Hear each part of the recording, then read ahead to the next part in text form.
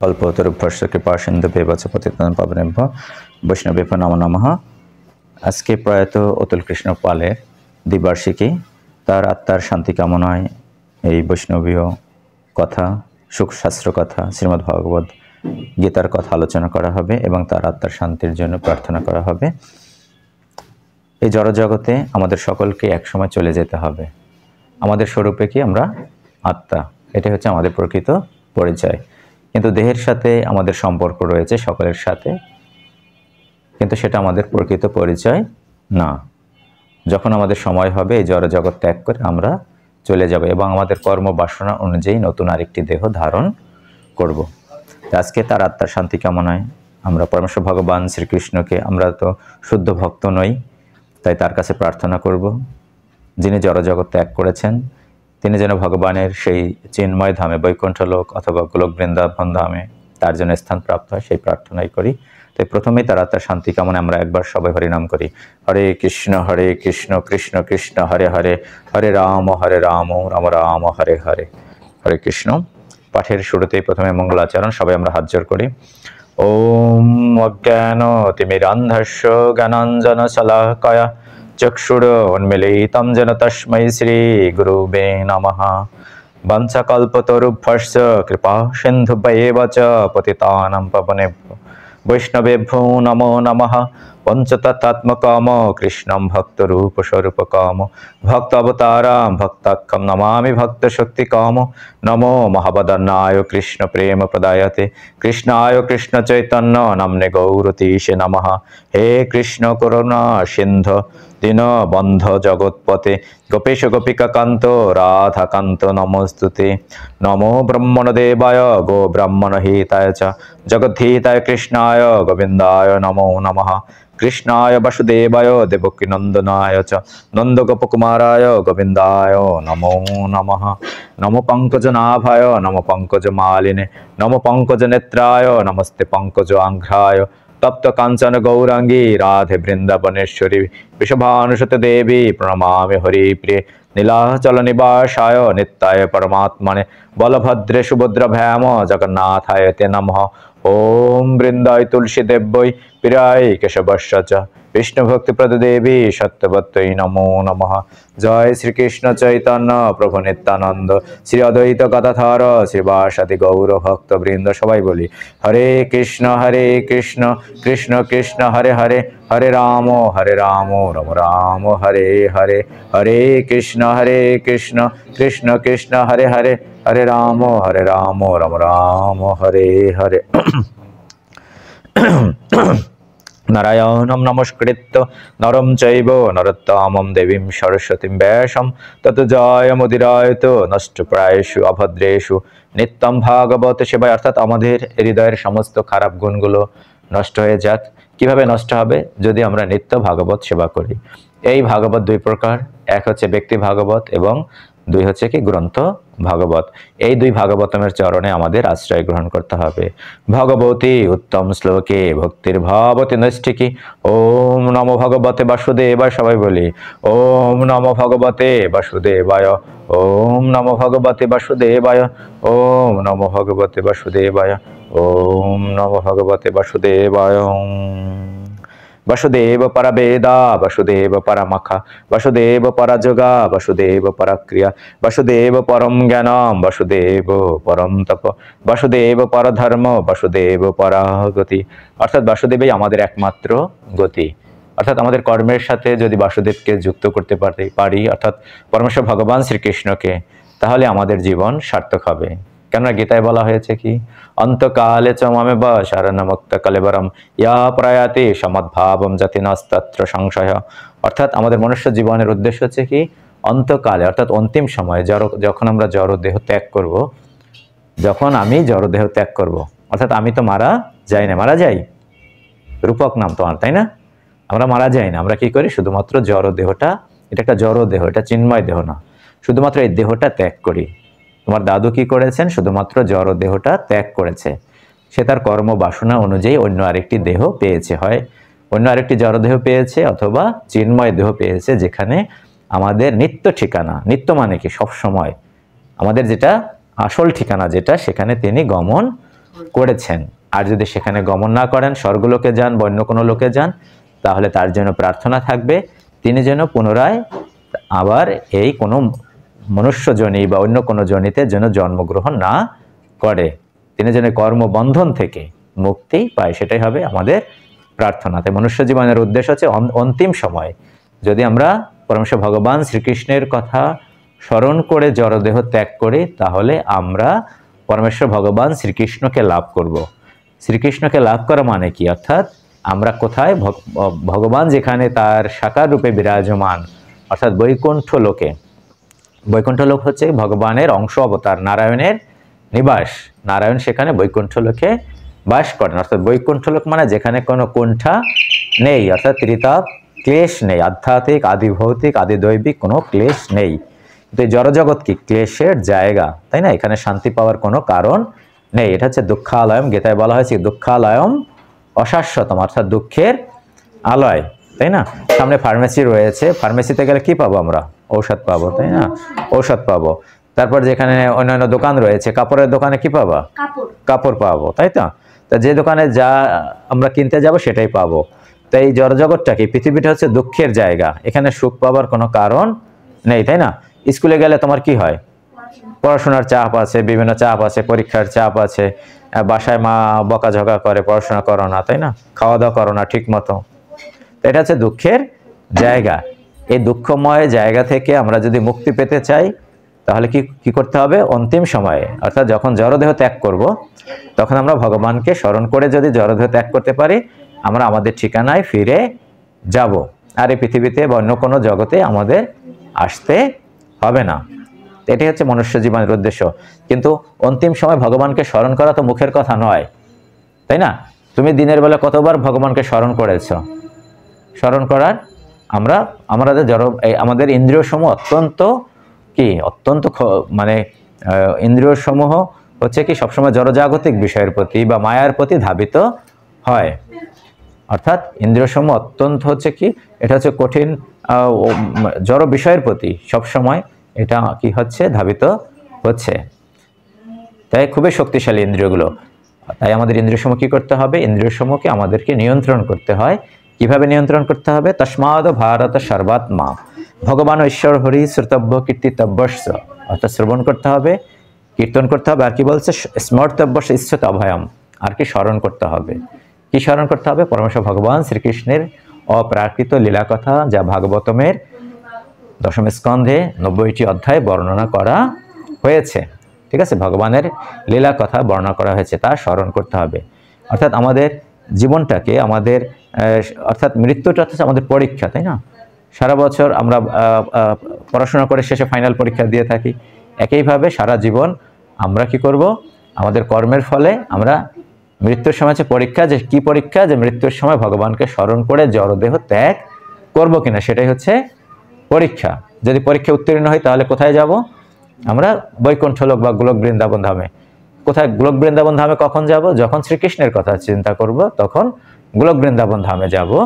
আর যখন কার কথা চিন্তা করব?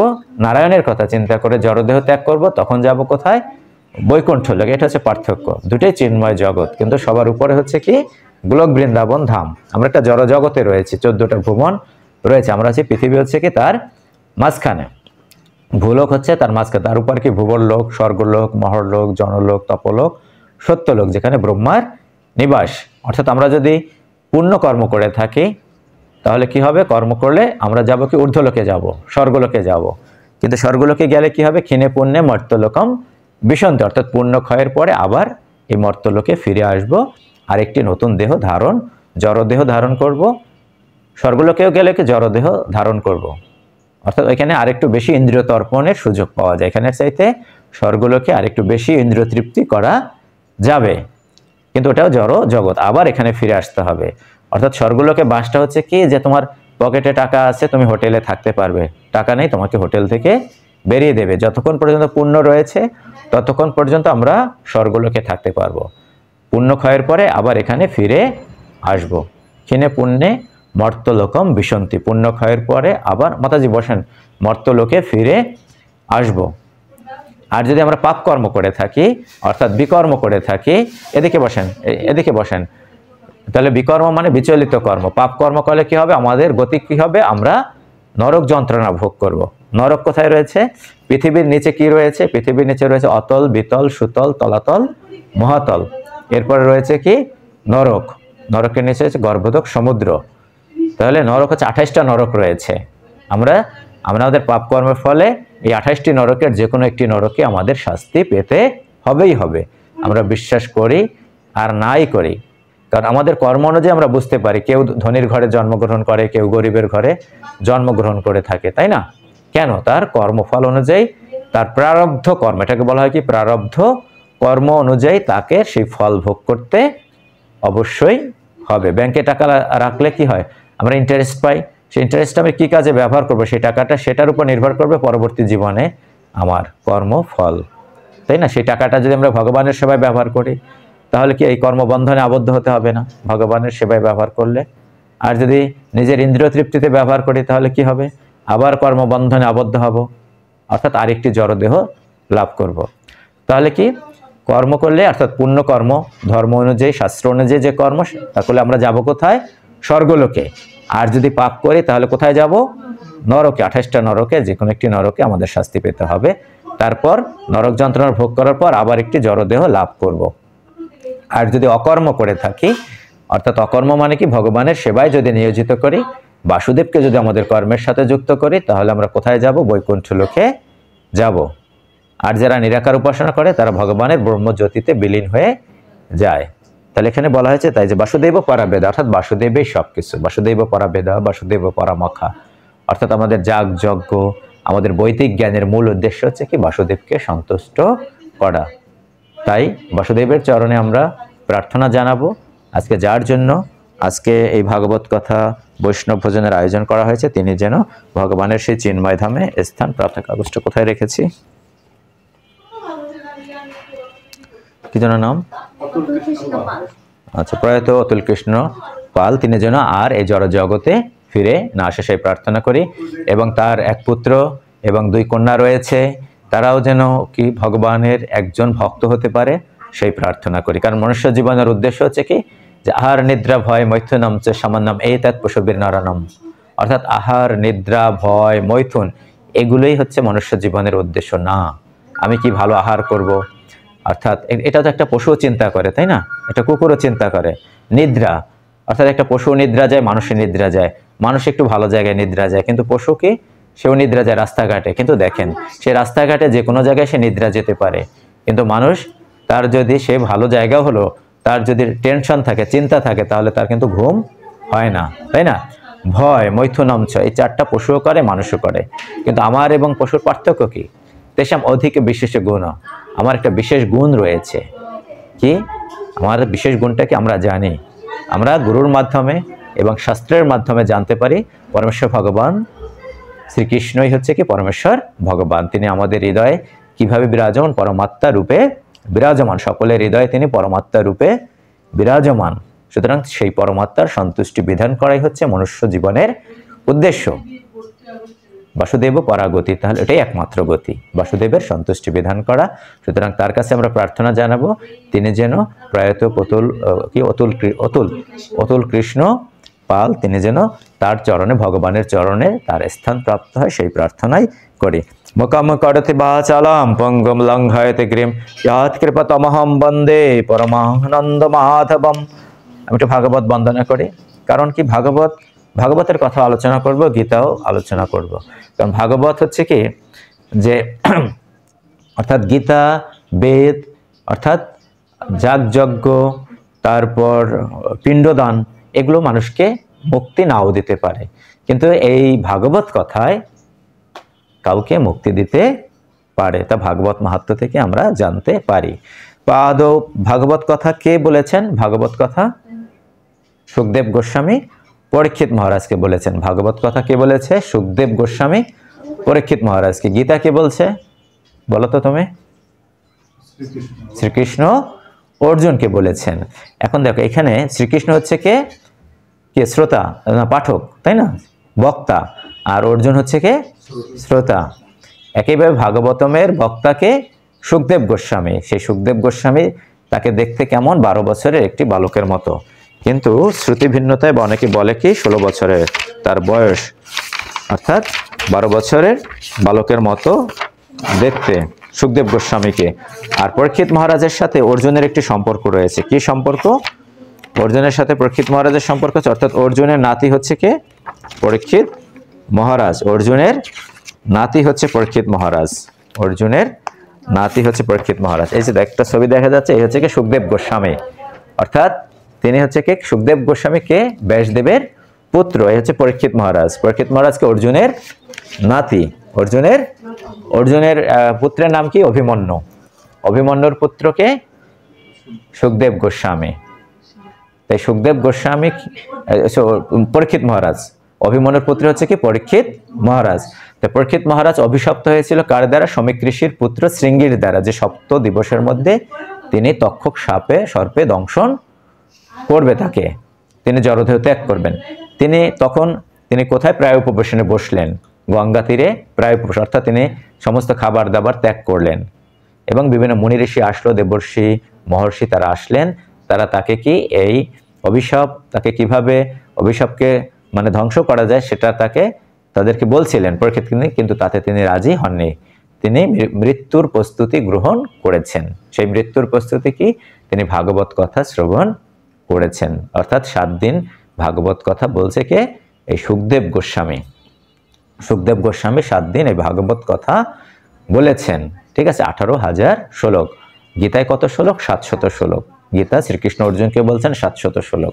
আর এখানে ভাগবত কথা কত? 18,000 শ্লোক। 12টি স্কন্ধ রয়েছে, 12টি স্কন্ধ, 335টি অধ্যায়। মোট অধ্যায় কয়টি? 335টি অধ্যায় রয়েছে। আর এখানে কয়টি অধ্যায় রয়েছে? গীতায় রয়েছে কয়টি?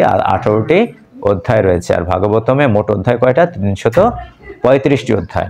আর এই ভগবানের লীলা কথা কোন স্কন্ধে বর্ণনা করা হয়েছে? 10ম স্কন্ধে বর্ণনা করা হয়েছে। তো ভাগবত বন্দনায় বলা হয়েছে কি? পাদৌ যদিও প্রথম দ্বিতীয় তৃতীয় তুর্যৌ কথিত যাধুরু নাভিস্তথা পঞ্চম এব ষষ্ঠ ভুজান্তরম দর্যুগলম তথন্নৌ কণ্ঠস্থ রাজন্নবব যদিও মুখারবিন্দম দশম প্রফুল্লম একাদশ ইয়াস্য ললাটপট্টম শিরোপি তু দ্বাদশ এব ভাতি তমাদিদেবম করুণানিধানম তমালবর্ণম সহিত অবতারম অপার সংসার সমুদ্র সেতুম ভজামহে ভাগবত স্বরূপম। অর্থাৎ এই অপার সমুদ্র যদি আমরা পার হতে চাই, কারণ এই সংসারটা একটা সমুদ্র তুল্য, তাহলে আমাদের কি করতে হবে? পরমেশ্বর ভগবান শ্রীকৃষ্ণের সন্তুষ্টি বিধান করতে হবে, তার সেবা করতে হবে। এই পরমেশ্বর ভগবান শ্রীকৃষ্ণ এবং ভাগবতমের মধ্যে কোনো পার্থক্য নেই। এটা হচ্ছে তার বাংময়ী রূপ, শব্দ ব্রহ্ম বলা হয়। ভাগবতম হচ্ছে তার শব্দ ব্রহ্ম। পরমেশ্বর ভগবান শ্রীকৃষ্ণের 2 চরণ হচ্ছে কি? ভাগবতমের প্রথম স্কন্ধ এবং দ্বিতীয় স্কন্ধ। তৃতীয় এবং চতুর্থ স্কন্ধ হচ্ছে কি? ভগবানের কি 2 উরু। পঞ্চম স্কন্ধ ভগবানের নাভিদেশ, ষষ্ঠ স্কন্ধ তার বক্ষদেশ, সপ্তম এবং অষ্টম স্কন্ধ তার বাহু, নবম স্কন্ধ ভগবানের কণ্ঠদেশ, দশম স্কন্ধ তার হাস্যোজ্জ্বল মুখমণ্ডল। অর্থাৎ পরমেশ্বর ভগবান শ্রীকৃষ্ণের প্রতিটি অঙ্গই কি সুন্দর, যেদিকেই তাকানো হয় না কেন আমরা চোখ ফেরাতে পারি না, কিন্তু সবচেয়ে সুন্দর কি? তার মুখমণ্ডল, তার হাসি। দশম হাস্যোজ্জ্বল মুখমণ্ডল। এই দশম স্কন্ধে 90টি অধ্যায়ে ভগবানের লীলা কথা বর্ণনা করা হয়েছে, যেখানে এই 3টা ভাগে বিভক্ত। এই লীলা কথা 1 থেকে 40 অধ্যায়ে কি বর্ণনা করা হয়েছে? ভগবানের বৃন্দাবন লীলা। ভগবানের বৃন্দাবন লীলা, অর্থাৎ 12 বছর বয়স পর্যন্ত যে লীলা করেছেন। তারপর 41 থেকে 51 এই 11টি অধ্যায় কি বর্ণনা করা হয়েছে? ভগবানের মথুরার লীলা। তারপর কি তিনি বৃন্দাবন থেকে কোথায় চলে এসেছেন? ভগবান মথুরায় চলে এসেছেন। মথুরার পর কোথায় গেছেন? তিনি দ্বারকায় চলে গেছেন, দ্বারকা লীলা। পরবর্তী 39টি অধ্যায় দ্বারকা লীলা। এবং এর মাঝখানে 29 থেকে 33 অধ্যায়ে কি বলা হয়েছে? রাস পঞ্চ অধ্যায় বলা হয়েছে। অর্থাৎ এই 90টি অধ্যায় সবচেয়ে গুরুত্বপূর্ণ অধ্যায় হচ্ছে এই 5টি অধ্যায়, যাকে বলা কি রাস পঞ্চ অধ্যায়, যেখানে কি গোপী গীত বর্ণিত হয়েছে, গোপীদের কথা, গোপীরা বিরহ করে, অর্থাৎ যেমন রাসলীলা। এই 5টি অধ্যায় কি? রাসলীলা বর্ণনা করা হয়েছে, অপরাকৃত রাসলীলা। এটা অনেকে সাধারণ মানুষ যারা আমরা বেশি চিন্তা করতে পারি না, তারা কি মনে করে? এই রাসলীলাকে তারা রাসলীলার সেই রস তারা আস্বাদন করতে পারেন না। অর্থাৎ পরমেশ্বর ভগবান শ্রীকৃষ্ণ তিনি ছোটবেলায় কি কংসকে হত্যা করবার জন্য কে তিনি অক্রূর তাকে নিয়ে এলো কোত্থেকে বৃন্দাবন থেকে কোথায় নিয়ে এলো দাপর কোথায় মথুরায় নিয়ে এলো কিন্তু ভগবান শ্রীকৃষ্ণ তিনি তার মা বাবাকে কথা দিয়েছিলেন আমি আবার ফিরে আসব কিন্তু তিনি আর কথা রক্ষা করতে পারেননি অচ্যুত তিনি এখানে চ্যুত হয়েছেন অচ্যুত মানে কি যার কোনো চ্যুত হয় না কিন্তু তিনি আর বৃন্দাবনে ফিরে যেতে পারেনি মনে করো তুমি তোমার মা বাবার কাছে আছো 12টা বছর তারপর অন্য জায়গায় গেলে ঠিক আছে আর যদি মা বাবার কাছে ফিরে না আসতে পারো কেমন কষ্টটা বুঝতে পেরেছো মা বাবার কাছে আর কখনোই ফিরে আসতে পারেনি কেন আসতে পারে না সে বিশাল আলোচনা তাই না এখানে একটা রস সংকট রয়েছে কারণ এখানে তার দেবকী এবং বসুদেব তার প্রকৃত মা বাবা আর ওদিকে কি পালিত মা বাবা যশোদা এবং নন্দ মহারাজ তাই দুই মা বাবা কিন্তু দুইটার দুই ভাব এক জায়গায় রয়েছে ঐশ্বর্য ভাব আর এক জায়গায় হচ্ছে কি মাধুর্য ভাব প্রেম অর্থাৎ ব্রজবাসীরা তাকে জানে কি হিসাবে জানে তাকে জানে তাদের পুত্র রূপে সখা রূপে তারা ভগবান রূপে তাকে মানতেই চায় না ঠিক আছে আর মথুরার তারা কি রূপে তার সেবা করে তার মা বাবা তাকে সন্তান রূপে তাকে সেভাবে তারা মানে সখ্য ভাব বা পুত্র রূপে তারা সেভাবে দর্শন করতে পারে না তারা কিভাবে দর্শন করে তারা ভগবান রূপে নারায়ণ রূপে এই রস সংকটের কারণে এবং ওইখানে যেহেতু এই বৃন্দাবন হচ্ছে গোপীরা থাকে সুরক্ষার একটা ব্যাপার রয়েছে কারণ কংসকে বধ করার পরে তার মানে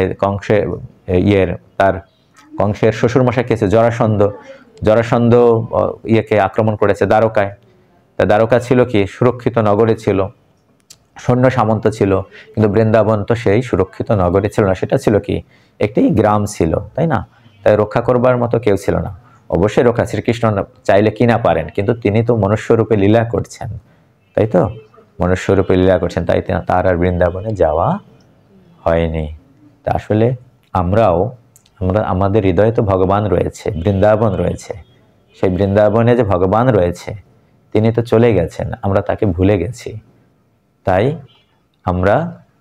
আমাদেরকে কি করতে হবে সেই বৃন্দাবনে ফিরে যেতে হবে বৃন্দাবনে ফিরে গেলে কি হবে আমাদের ভক্তি পুষ্ট হবে ভক্তি জ্ঞান এবং বৈরাগ্য আমাদের এই ভাগবতমের মধ্যে নিহিত রয়েছে ভক্তি জ্ঞান এবং বৈরাগ্য তা সুষুপ্ত অবস্থায় রয়েছে সেই ভক্তি জ্ঞান এবং বৈরাগ্যকে যদি আমরা জাগ্রত করতে চাই তাহলে ভাগবত কথা শ্রবণ করতে হবে কারণ ভক্তির মাধ্যমে ভগবানকে লাভ করা যায় কিন্তু শুধুমাত্র ভক্তি দিয়ে হবে না জ্ঞানও প্রয়োজন জ্ঞান হচ্ছে জ্ঞান শূন্য ভক্তি কি হচ্ছে কি যে অন্ধের মতো আবার বৈরাগ্য শূন্য ভক্তি হচ্ছে কি সেটা হচ্ছে কি যে পা হাঁটতে পারে না তাকে কি বলে কি খোরা নাকি সেরকম তাই আমাদের কি ভক্তির সাথে জ্ঞান এবং বৈরাগ্য এই তিনই প্রয়োজন তিনের সংমিশ্রণ হচ্ছে ভাগবত কথা তাই যেখানে ভাগবত কথা আলোচনা করা হয় সেখানে ভক্তদের হৃদয়ে ভক্তি জ্ঞান এবং বৈরাগ্য অবস্থান করেন তাই না জ্ঞান হচ্ছে জ্ঞানের মাধ্যমে আমরা জানতে পারবো শ্রীকৃষ্ণ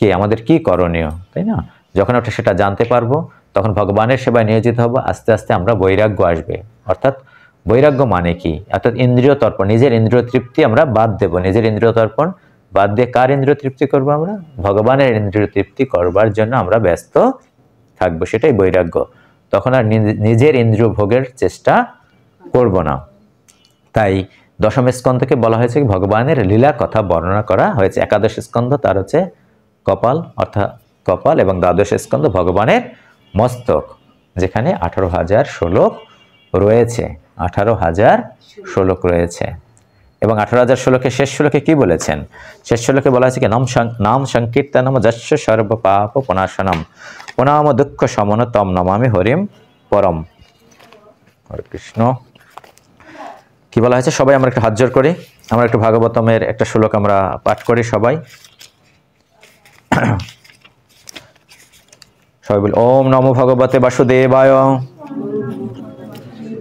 ওম নমো ভগবতে বাসুদেবায় নাম সংকীর্তনম যস্য সর্ব পাপ প্রণাশনম প্রণাম দুঃখ শমন তম নমামি হরিম পরম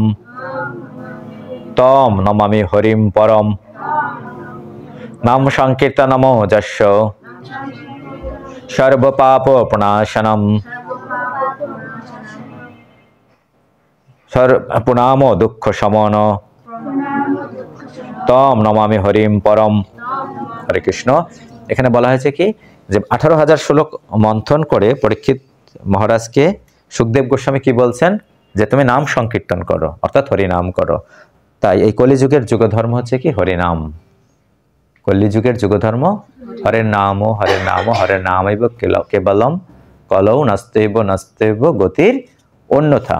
অর্থাৎ এই হরিনাম বিনা আমাদের অন্য কোনো গতি নেই, অন্য কোনো গতি নেই, অন্য কোনো গতি নেই।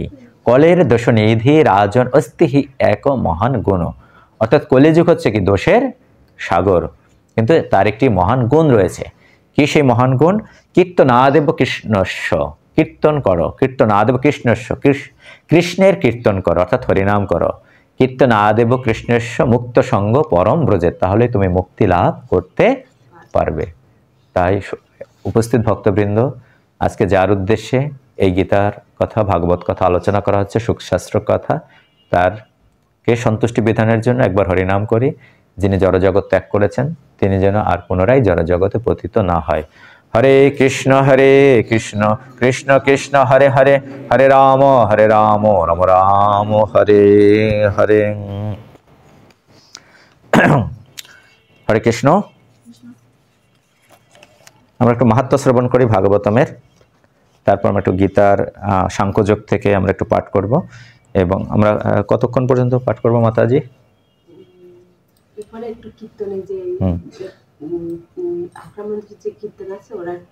আসবে কয়টার দিকে আসবেন?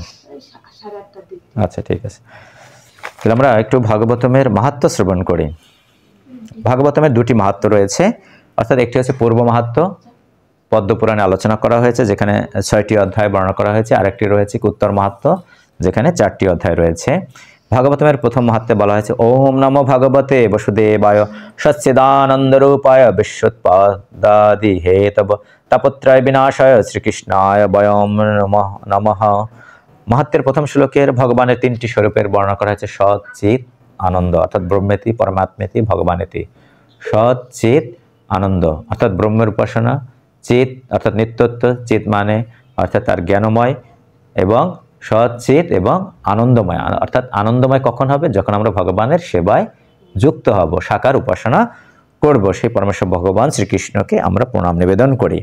এবং সুখদেব প্রভুর বন্দনা মাহাত্ম্যের দ্বিতীয় শ্লোকে বলা হয়েছে ইয়াম প্রব্রজন্তম অনুপেতম অপেতকৃত্তাম দৈপ্যানুবিরহ কাতর আজুহাব পুত্রেতি তন্মহিতায়া তর অভিনেদুস্ত্বাম সর্বভূত হৃদয়ম মনিম আনত অস্মি। শ্রীল সুত গোস্বামী বললেন, আমি সেই মহর্ষিকে অর্থাৎ সুখদেব গোস্বামীকে আমার প্রণতি নিবেদন করছি, যিনি সমস্ত জীবের হৃদয়ে প্রবেশ করতে পারেন। তিনি যখন সন্ন্যাস অবলম্বন করার জন্য উপনয়ন অনুষ্ঠান হওয়ার আগেই গৃহত্যাগ করে চলে যাচ্ছিলেন, তখন তার পিতৃদেব শ্রীল ব্যাসদেব তার বিরহে কাতর হয়ে তাকে হা পুত্র বলে আহ্বান করছিলেন। তখন তার ভাবনায় তন্ময় বৃক্ষরাজিও বৃহকাতর পিতার ব্যথায় ব্যথিত হয়ে প্রত্যুত্তর করেছিল। অর্থাৎ কে উত্তর দিয়েছিলেন? যে অর্থাৎ বৃক্ষরাজি তখন উত্তর দিয়েছিলেন, সুখদেবের হয়ে তারা উত্তর দিচ্ছিলেন। কাকে? ব্যাসদেবকে উত্তর দিচ্ছিলেন। অর্থাৎ এক সময়ের কথা সুত গোস্বামী, অর্থাৎ প্রথমে ভাগবত কথা কোথায় আলোচনা হয়? প্রথম বক্তা কে ছিলেন? এই সুখদেব গোস্বামী পরীক্ষিত মহারাজকে ভাগবত কথা বলেছিলেন। কিন্তু এই দ্বিতীয়বার এই ভাগবত কথা কে বলেছিলেন? দ্বিতীয়বার হয় সুত গোস্বামী। তো সুত গোস্বামী নৈমিষারণ্যের ঋষিরা সুত গোস্বামীকে বললেন এই ভাগবত কথা কে কাকে বলছিল সপ্তাহ দিবস। তখন তিনি বললেন সুখদেব গোস্বামী প্রথম বলেছিলেন, এবং দ্বিতীয়বার আরেকবার বলেছিলেন কে? যে সনকাদি ঋষিগণ, অর্থাৎ ব্রহ্মার 4 মানস পুত্র সনক, সনাতন, সনন্দন এবং সনত কুমার, তারা কি করেছেন? নারদ মুনিকে এই ভাগবত কথা বলেছিলেন।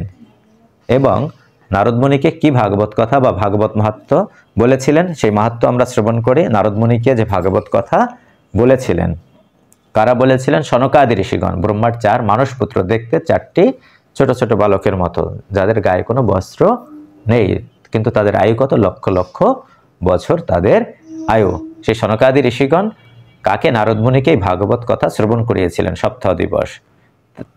সেই সনকাদি ঋষিগণ নারদ মুনিকে যে মাহাত্ম্য বলছিলেন সেখান থেকে আমরা কয়েকটি মাহাত্ম্য পাঠ করছি।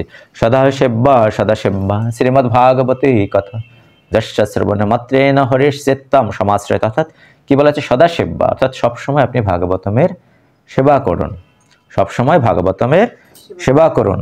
অর্থাৎ আপনার জমি বাড়ি বিক্রি করে হলেও এই ভাগবত গ্রন্থ আপনার গৃহে রাখুন, এবং যদি ভাগবত গ্রন্থ আপনার গৃহে থাকে তাহলে ভগবান শ্রীকৃষ্ণ স্বয়ং আপনার গৃহে অবস্থান করবেন, দেবদেবী সহ পবিত্র তীর্থ সহ সেখানে তিনি অবস্থান করেন। তার ভাগবত মাহাত্ম্যে স্বয়ং ভগবান কর্তৃক ব্রহ্মার প্রতি একটি মাহাত্ম্যে বলা হয়েছে কি, তিনি বলছেন কি, যাবৎ দিনানি হে পুত্র শাস্ত্রম ভাগবতম গৃহে তাবৎ পিবন্তি পিতর ক্ষীরম সর্পি মধু কম। অর্থাৎ কি বলা হয়েছে? হে পুত্র, মানুষ যতদিন পর্যন্ত তার ঘরে ভাগবত শাস্ত্র রক্ষা করে তার পিতৃপুরুষগণ ততদিন পর্যন্ত দুধ, ঘি, মধু ও সাধু পানীয় পান করেন। অর্থাৎ যদি শুধুমাত্র ভাগবত গ্রন্থ গৃহে রাখা হয় তাহলে তার পূর্বপুরুষগণ যারা জড়জগৎ ত্যাগ করেছেন তারা কি পায়? সবসময় পিতৃপুরুষগণ সর্বদা দুধ, ঘি, মধু এবং সাধু পানীয় পান করেন। তাই আমাদের সকলের গৃহে তাহলে কি উচিত? একজন আদর্শ পুত্র হিসাবে আমাদের গৃহে মা বাবার উদ্দেশ্য হলেও, তাদের সন্তুষ্টি বিধানের জন্য হলেও আমাদের ভাগবত গ্রন্থ আমাদের গৃহে রাখা উচিত। আমাদের গৃহে সকলের ভাগবত গ্রন্থ রাখা উচিত। অর্থাৎ তাই সদাসেব্বা সদাসেব্বা শ্রীমদ্ ভাগবতী কথা, সবসময় ভাগবতমের সেবা করা, অর্থাৎ প্রতিদিন একটি ভাগবত কথা পাঠ করা উচিত। এবং কি করা উচিত? যখন মায়েরা সন্ধ্যা আরতি দেয় একটু আরতি করা উচিত। ভাগবতকে যদি স্পর্শ করা হয়, ভাগবতের শ্লোক পাঠ করা হয়, ভাগবত কথা শ্রবণ করা হয়, তাহলে এটা হচ্ছে ভাগবতমের সেবা। তাবৎ সংসার চক্রেণ অস্মিন ভ্রমতে অজ্ঞানতুপমান যাবৎ কর্ণগতা না অস্তি শুক শাস্ত্র কথা ক্ষণম। অর্থাৎ বলা হয়েছে এই সংসার চক্র থেকে, সংসার চক্রকে একবার আমরা ঊর্ধ্বলোকে গমন করি, একবার নিম্নলোকে গমন করি, তাই না? এই দুই চক্র থেকে আমরা যদি মুক্তি পেতে চাই তাহলে এই ভাগবতের আশ্রয় গ্রহণ করতে হবে। ভাগবতম আমাদের কি করতে হবে? শ্রবণ কীর্তন করতে হবে। শ্রবণ কীর্তন নববিধা ভক্তির শ্রবণম কীর্তনম বিষ্ণু। প্রহ্লাদ মহারাজ বলছেন, কি বলছেন? শ্রবণম কীর্তনম বিষ্ণু শরণম পাদ সেবনম অর্চনম বন্দনম দাস্যম সক্ষম আত্ম নিবেদনম। অর্থাৎ এই নববিধা ভক্তির সাহায্যে ভগবানের সেবা করো। প্রথম কথাই হচ্ছে কি শ্রবণ করো, অর্থাৎ শ্রবণের মাধ্যমে আমরা ভগবানকে লাভ করতে পারি। কারণ শ্রবণের মাধ্যমে কি হবে? ভগবানের প্রতি আমাদের প্রেম বর্ধিত হবে। শ্রবণের মাধ্যমে কি গুরুর কাছ থেকে শাস্ত্রের মাধ্যমে শ্রবণ করে আমরা কি জানতে পারবো? ভগবানকে জানতে পারবো। আমাদের হৃদয়ের অজ্ঞানতা দূর হবে।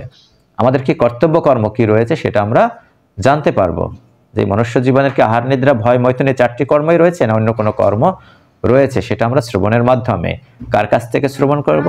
একজন কৃষ্ণ তত্ত্ববেত্তা গুরুদেবের কাছ থেকে শ্রবণ করে আমি জানতে পারবো এই মনুষ্য জীবনের আসল উদ্দেশ্যটা কি। শুধুমাত্র কি আহার নিদ্রা করব, ভালো খাবো দাবো ঘুমাবো সেটাই না অন্য কোনো কর্ম রয়েছে? তাহলে শুধুমাত্র শ্রবণের মাধ্যমে ভগবানকে লাভ করতে পারি। তা আমরা যদি ভক্ত হতে চাই, ভগবানকে জানতে চাই, আমাদের প্রতিদিন নিয়মিত শ্রবণ করা উচিত। যতটুকু পারেন 10 মিনিট, 5 মিনিট, 15 মিনিট, আধা ঘন্টা এগুলো ভাগবত কথা শ্রবণ করবেন। গীতার মাধ্যমে, গীতা হচ্ছে কি নির্দেশ উপদেশ, তাই না? গীতা হচ্ছে কি পরমেশ্বর ভগবান শ্রীকৃষ্ণ কি বলেছেন, আর ভাগবতম কি ভগবান কি করেছেন। ভগবানের লীলা কথা, তার ভক্তদের লীলা কথা, অপ্রাকৃত লীলা কথা যা শ্রবণ করলে কি হয়? কর্ণের সন্তুষ্টি বিধান হয়। অন্যথায় কর্ণ দুটিকে কি বলা হয়? বিলেবত, অর্থাৎ সর্পের গর্ত তুল্য কর্ণ দুটি, যার সাহায্যে শুধুমাত্র আমরা বাজে কথা শ্রবণ করে থাকি, প্রজল্প শ্রবণ করে থাকি, গ্রাম্য কথন শ্রবণ করে থাকি। তাই এই গ্রাম্য কথন শ্রবণ না করে আমরা যেন ভগবানের কথা শ্রবণ করতে পারি, ভাগবত কথা শ্রবণ করতে পারি, তার জন্য যেন আমরা কর্ণ দুটি ব্যয় করে থাকি। তাই সংসার চক্র থেকে যদি আমরা মুক্তি পেতে চাই তাহলে আমাদের ভাগবত কথা শ্রবণ করতে হবে এবং ভাগবতমের সেবা করতে হবে শুদ্ধ ভক্তদের। কারণ ভাগবত দুই প্রকার, ব্যক্তি ভাগবত এবং গ্রন্থ ভাগবত।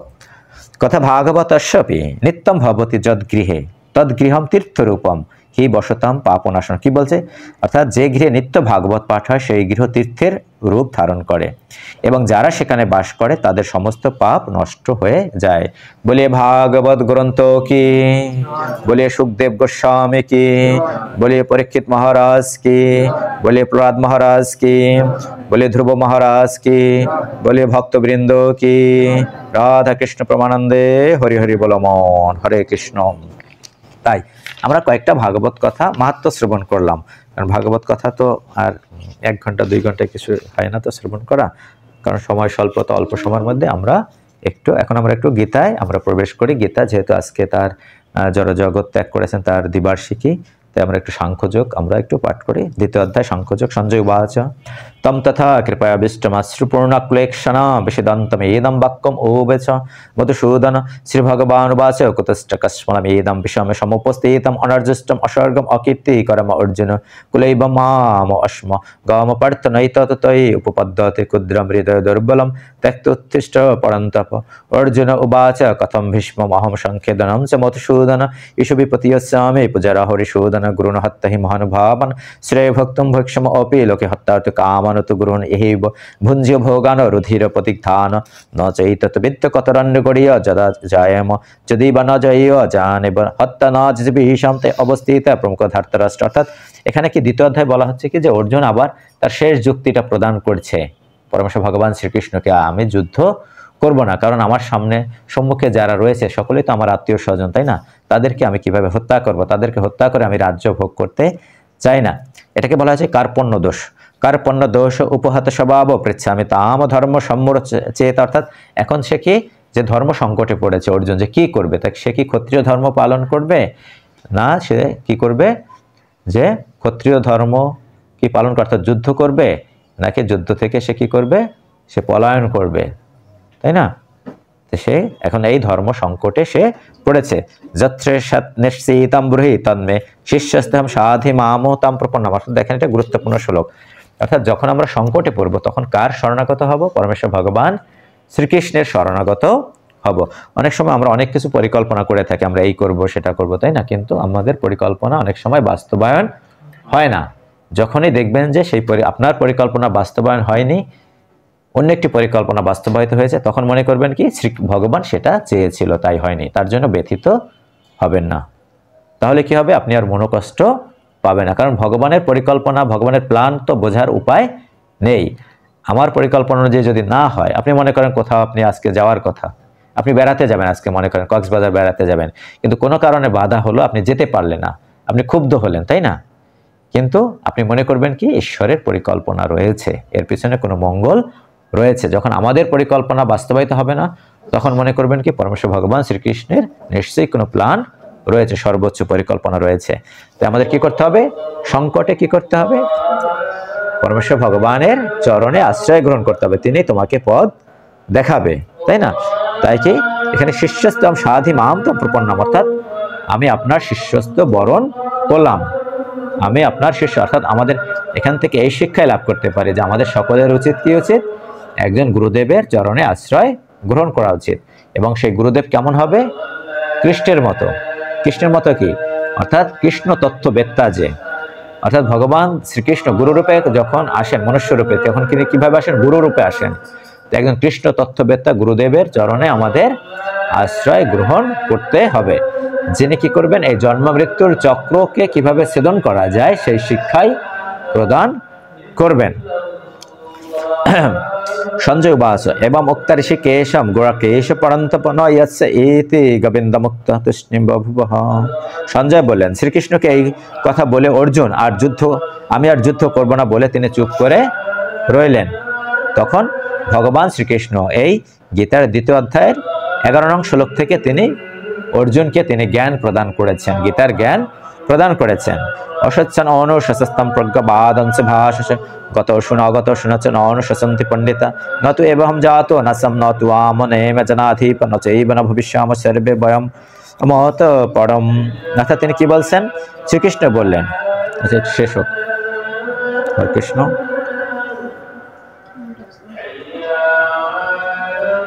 এগারো নং শ্লোক শ্রী ভগবান উবাচ, কি বললেন? শ্রীকৃষ্ণ বলে, হে অর্জুন, যাদের জন্য শোক করা উচিত নয় তুমি তাদের জন্য শোক করছো, অথচ জ্ঞানীর মতো কথা বলছো।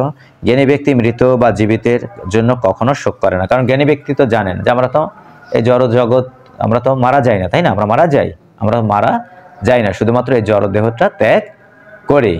তাই জ্ঞানী ব্যক্তি কখনোই শোক করে না। এই রাজগণ তুমি আমি, আমরা সকলে পূর্বে ছিলাম, এখনো আছি, পরেও থাকবে। এটা কি শক্তির নিত্যতা সূত্র। শক্তিকে কি কখনো ধ্বংস করা যায়? যায় না, এক রূপ থেকে অন্য রূপে পরিবর্তিত হয়। অর্থাৎ আমি পূর্বে অন্য একটা দেহ ছিল, আজকে একটা নতুন দেহ পেয়েছি, আবার আর একটা দেহ পাবো, তাই না? চিন্ময় দেহ হতে পারে, জড় দেহ হতে পারে। দেহিনস্মিনে যথা দেহে কৌমারম যৌবন জরা তথা দেহান্তর প্রাপ্তি ন তত্র ন মুজ্জতি। অর্থাৎ মানুষের দেহে শৈশব, যৌবন, বার্ধক্য যেভাবে আসে, মৃত্যু সেইভাবে আসে। জ্ঞানী ব্যক্তি তাহাতে শোক করে না। শীত উষ্ণ, সুখ দুঃখ অথবা বিষয়জনিত অনিত্য, সবকিছু অনিত্য। অর্থাৎ অনিত্য মানে কি? যা ধ্বংসশীল, সেটা হচ্ছে অনিত্য। আর নিত্য মানে কি? আত্মা হচ্ছে নিত্য, পরমাত্মা হচ্ছে নিত্য। হে অর্জুন, তুমি এইসব সহ্য করো। অর্থাৎ দ্বৈত ভাব থেকে যদি তুমি মুক্তি পেতে চাও, এগুলো তুমি সহ্য করো। যে ব্যক্তি এই সকলে বিচলিত হয় না, তিনি মোক্ষ লাভ করিতে পারেন। অসৎ বস্তু স্থান, অসৎ বস্তু কোনটা? এই জড় দেহটা হচ্ছে বলা হচ্ছে কি অসৎ বস্তু, অর্থাৎ যা ধ্বংসশীল তাকে বলা হয় অসৎ। আর সৎ কোনটা? যা ধ্বংসশীল নয়। যেমন আমাদের আত্মা হচ্ছে কি? সৎ, তাই না? জ্ঞানী ব্যক্তি এই তথ্য অবগত থাকেন। অবিনাশিত তদ্বিদ্ধি যেন সর্বম ইদম ততম বিনাশমব্যস্য ন কশ্চিৎ কর্তুমর্হতি অন্তবন্ত ইমে দেহাদে নিত্য সুক্তা শরীরেণ অনিশিন অপ্রমেয়স্য তস্মাৎ যুক্তস্য ভারত ইনম ব্যক্তি হন্তরাম যশ্চৈনম অন্নতে হতম উভৌ তৌ ন বিজানীত ন অয়ম হন্তি ন হন্যতে ন জায়তে ম্রিয়তে বা কদাচিৎ ন অয়ম ভূত ভবিত বা ন ভুবঃ অজনিত্য শাশ্বত অয়ম পুরাণ ন হন্যতে হন্যমানে শরীরে। অর্থাৎ বলা হয়েছে কি আমার জন্ম নেই, মৃত্যু নেই, ক্ষয় নেই, বৃদ্ধি নেই। শরীর নষ্ট হলেও আত্মা নষ্ট হয় না, অর্থাৎ আমাদের কখনোই বৃদ্ধি হয় না। অর্থাৎ আমরা হচ্ছে পূর্ণের অংশ, আমরা হচ্ছে পরম পূর্ণের অংশ, শ্রীকৃষ্ণের অংশ। তাই আমাদের কোনো মৃত্যু নেই, এর কোনো ক্ষয় নেই। ওং পূর্ণম ইদম পূর্ণম উদচ্যতে পূর্ণস্য পূর্ণম আদায় পূর্ণম এব অবশিষ্যতে। অর্থাৎ আমরা পূর্ণের অংশ, পূর্ণের কখনো ক্ষয়প্রাপ্ত হয় না। সুতরাং আমাদের উচিত কি, যেহেতু আমরা পূর্ণের অংশ, ভগবানের সেবায় আমাদেরকে নিয়োজিত হওয়া। বেদা বিনাশীনম নিত্যম ইয়া এনাম জম অব্যয়ম কথম সে পুরুষ পার্থ কাম ঘাতয়ন্তি হন্তি কাম বসংসি জীর্ণানি যথা বিহায় নবানি গৃহ্ণাতি নরপরাণি তথা শরীরানি বিহায় জীর্ণানি অন্নানি অংশ জীর্ণানি অন্নানি সংজাতি নবানি দেহি বসংসি জীর্ণানি যথা বি। অর্থাৎ আমাদের বস্ত্রটা যদি পুরনো হয়ে যায়, তখন আমরা কি করি? বস্ত্রটা পরিত্যাগ করে থাকি। মানুষ যেমন জীর্ণ বস্ত্র পরিত্যাগ করে নতুন বস্ত্র পরিধান করে, আত্মাও সেইরূপ জীর্ণ শরীর ত্যাগ করে তখন নতুন আরেকটি শরীর ধারণ করে তার কর্ম বাসনা অনুযায়ী। এই আত্মাকে অস্ত্র দ্বারা কাটা যায় না, আগুনে পোড়ানো যায় না, জলে ভেজানো যায় না, বাতাসে শুকানো যায় না। তাই যার উদ্দেশ্যে আজকে এই গীতা পাঠ হচ্ছে, ভাগবত কথা আলোচনা হচ্ছে, তিনি তো মারা যাননি, তাই না? মারা গেছেন, তোমার দাদু মারা গেছেন? যাননি, তিনি আছেন। সুতরাং তার জন্য কি করবা? প্রতিদিন প্রার্থনা করবে, ঠিক আছে? প্রতিদিন সন্ধ্যার সময় যখন একটু প্রণাম করবে, গীতা পড়বে, প্রতিদিন গীতা পড়বা, ঠিক আছে? প্রতিদিন গীতা পড়বে। ভগবানের সাথে যুক্ত হওয়ার শিখতে হবে। কিভাবে যুক্ত হবে? ঘুম থেকে উঠেই ভগবানকে দর্শন করবে, বুঝতে পেরেছ? ঘুম থেকে উঠেই প্রথমেই ভগবানকে দর্শন করবে, তাকে প্রণাম নিবেদন করবে, তাহলে দেখবে দিনটা শুরু ভালো হয়েছে। তারপর কি করবে? ফ্রেশ হয়ে যদি সম্ভব হয় হরিনাম করতে হবে। অন্তত যেহেতু তোমরা স্টুডেন্ট, 2 মালা করে নেবে, 108 গুণ 2 216 বার জপ করবে, কারণ এটা হচ্ছে কলিযুগের যুগধর্ম। হরের নাম হরের নাম হরের নামেব কেবলম কলৌ নাস্তেব নাস্তেব গতির অন্যথা। আমাদের অন্য কোনো গতি নেই, অন্য কোনো গতি নেই, আমাদের অন্য কোনো গতি নেই। তাহলে কি হবে? হরিনাম করলে, হরিনাম যদি না করি তাহলে মৃত্যুর সময় কি ভগবানকে তো স্মরণ আসবে না? আসবে? আসবে না। তখন কার কথা স্মরণ করব? তুমি যেটা পছন্দ করো, যাকে ভালোবাসো, অর্থাৎ জড়জাগতিক বিষয়ের প্রতি আমাদের মনটা ধাবিত হবে। তেমনই একটি শরীর লাভ করব। যেমন ভরত মহারাজের কথা আমরা জানি, গীতায় বলা হয়েছে জম জম বাপি শরণ ভাবম তজে তন্তে কলেবরম তম তমে বইতি কিন্তু সদা তৎ ভাব ভাবিত। অর্থাৎ অষ্টম অধ্যায় 5 নং শ্লোকে বলছে কি অন্তকালে চ মায়াব শরণ মুক্ত কলেবরম। অর্থাৎ অন্তিম সময় আমার কথা স্মরণ করে জড়দেহ ত্যাগ করলে আমাকে লাভ করবে। আর যদি তা না করো তাহলে কি হবে? জমজম ভাবে, তুমি যেমন যে ভাব নিয়ে তুমি জড়দেহ ত্যাগ করবে সেইভাবে তুমি একটি শরীর লাভ করবে। যেমন এটা হচ্ছে কি নির্দেশ দিয়েছে, বলছে ভগবান। আর ভাগবতমে তার কি উদাহরণ দিয়েছে? কার? ভরত মহারাজের ক্ষেত্রে আমরা দেখতে পাই, ভরত মহারাজ মৃত্যুর সময় কার কথা চিন্তা করেছিল? হরিণের কথা চিন্তা করে জড়দেহ ত্যাগ করেছিল, তাই না? এটা প্র্যাকটিক্যালি দেখিয়ে দিয়েছে। তাই আমাদের প্রস্তুতি গ্রহণ করতে হবে। যেমন করে পরীক্ষিত মহারাজ প্রস্তুতি গ্রহণ করেছে, মৃত্যুর প্রস্তুতি গ্রহণ করেছিল, হাউ টু ডাই, কিভাবে মৃত্যুবরণ করতে, আমাদের কিভাবে মৃত্যুবরণ করতে হবে সেটা আমাদের শিখতে হবে। তার জন্যই গীতা ভাগবত পড়তে হবে। প্রথমে গীতা পড়তে হবে, ভালো করে গীতা পড়বে। পড়েছো তুমি? গীতা পড়েছো? এখন তো পড়তে পারো না, শেষ করেছো? শেষ করবে, ঠিক আছে? প্রতিদিন আমাদের যে কত বড় উন্নত দর্শন সনাতন ধর্ম, তাহলে তুমি উপলব্ধি করতে পারবে না। কারণ এটা মা বাবা যারা রয়েছে তা আপনারা উৎসাহিত করবেন। অন্যথায় কি হবে, আজকে ডাইভার্ট হয়ে যাচ্ছে কেন সন্তান, অন্য ধর্মে কেন তারা দীক্ষিত হচ্ছে, ধর্ম চেঞ্জ করছে কেন? কারণ আমরা জানি না আমাদের সনাতন ধর্ম হচ্ছে, সনাতন মানে কি, যার কোনো বিনাশ নেই, এর দর্শন কত উন্নততর। দেখেন এখানে কি বলছে, পত্রম পুষ্পম ফলম, কেন আমাদেরকে পত্র পুষ্প ফল জল খেতে হবে, তাই না? অন্য ধর্ম তো কি করছে, পশু হত্যা করছে, কিন্তু আমাদের ধর্মে তো সেটা নেই। কেন? সেটা আমাদের জানতে হবে, সন্তানদেরকে বলতে হবে, শেখাতে হবে। আমাদেরকে একাদশী ব্রত থাকতে হবে, আমাদের সর্বশ্রেষ্ঠ ব্রত কি একাদশী, একাদশী ব্রত পালন করতে হবে, তাই না? আমরা যদি এই গীতা পড়বে, প্রতিদিন পড়বে, এই বছরের মধ্যে তুমি শেষ করবে গীতা প্রতিদিন। কারণ এই বইটা পড়তে তুমি প্রথমে শ্লোক যদি নাও পড়তে পারো, তুমি কি পড়বা, এই বাংলা অর্থগুলো পড়বে। বাংলা অর্থগুলো পড়তে তো সময় লাগবে না, একটা অধ্যায় 20টা 25টা 40টা শ্লোক রয়েছে, এবং যেটা ভালো লাগবে তুমি দাগিয়ে রাখবে, ঠিক আছে? আন্ডার টেক্সট মার্কার দিয়ে দাগাবে, তা না হলে কি, কারণ যেগুলো গুরুত্বপূর্ণ সেগুলো না দাগলে তোমার হৃদয়ে তো রেখাপাত করবে না, সেগুলো দাগিয়ে রাখবে।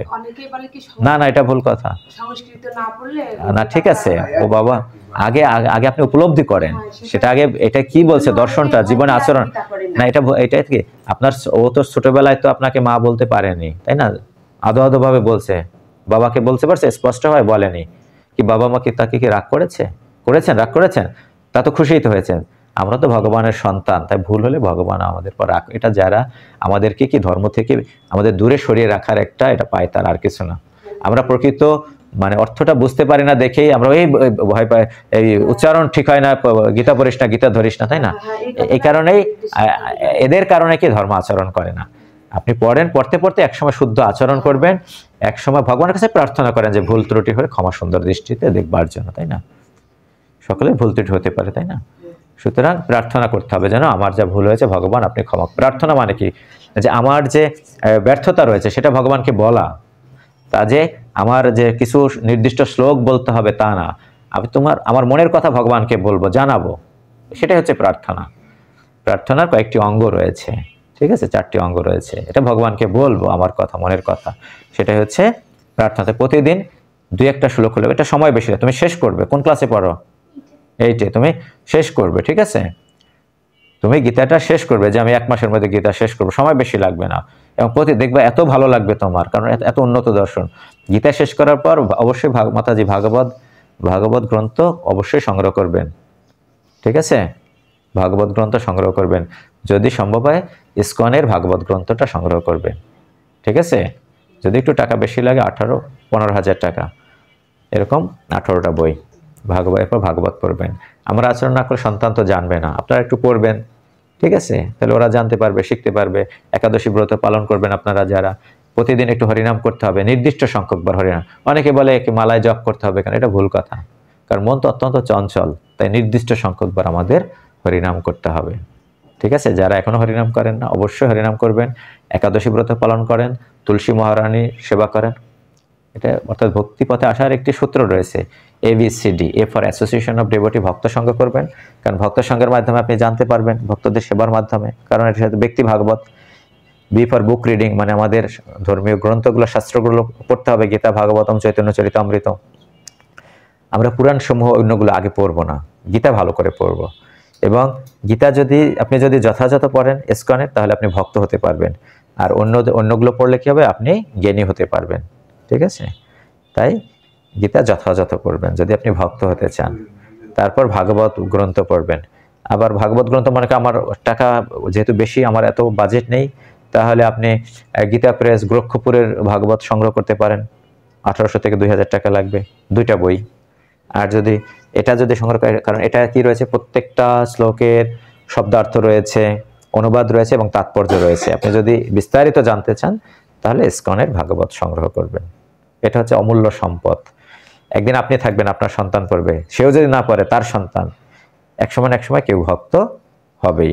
আর সবচেয়ে বড় কথা হচ্ছে কি, যেমন এই বিল্ডিংটা করেছে, যখন তার ভিত্তি তৈরি করেছে না, ভিত্তি না করলে কি বিল্ডিংটা ভেঙে যেত। এটা হচ্ছে আমাদের ভিত্তিকে মজবুত করবে।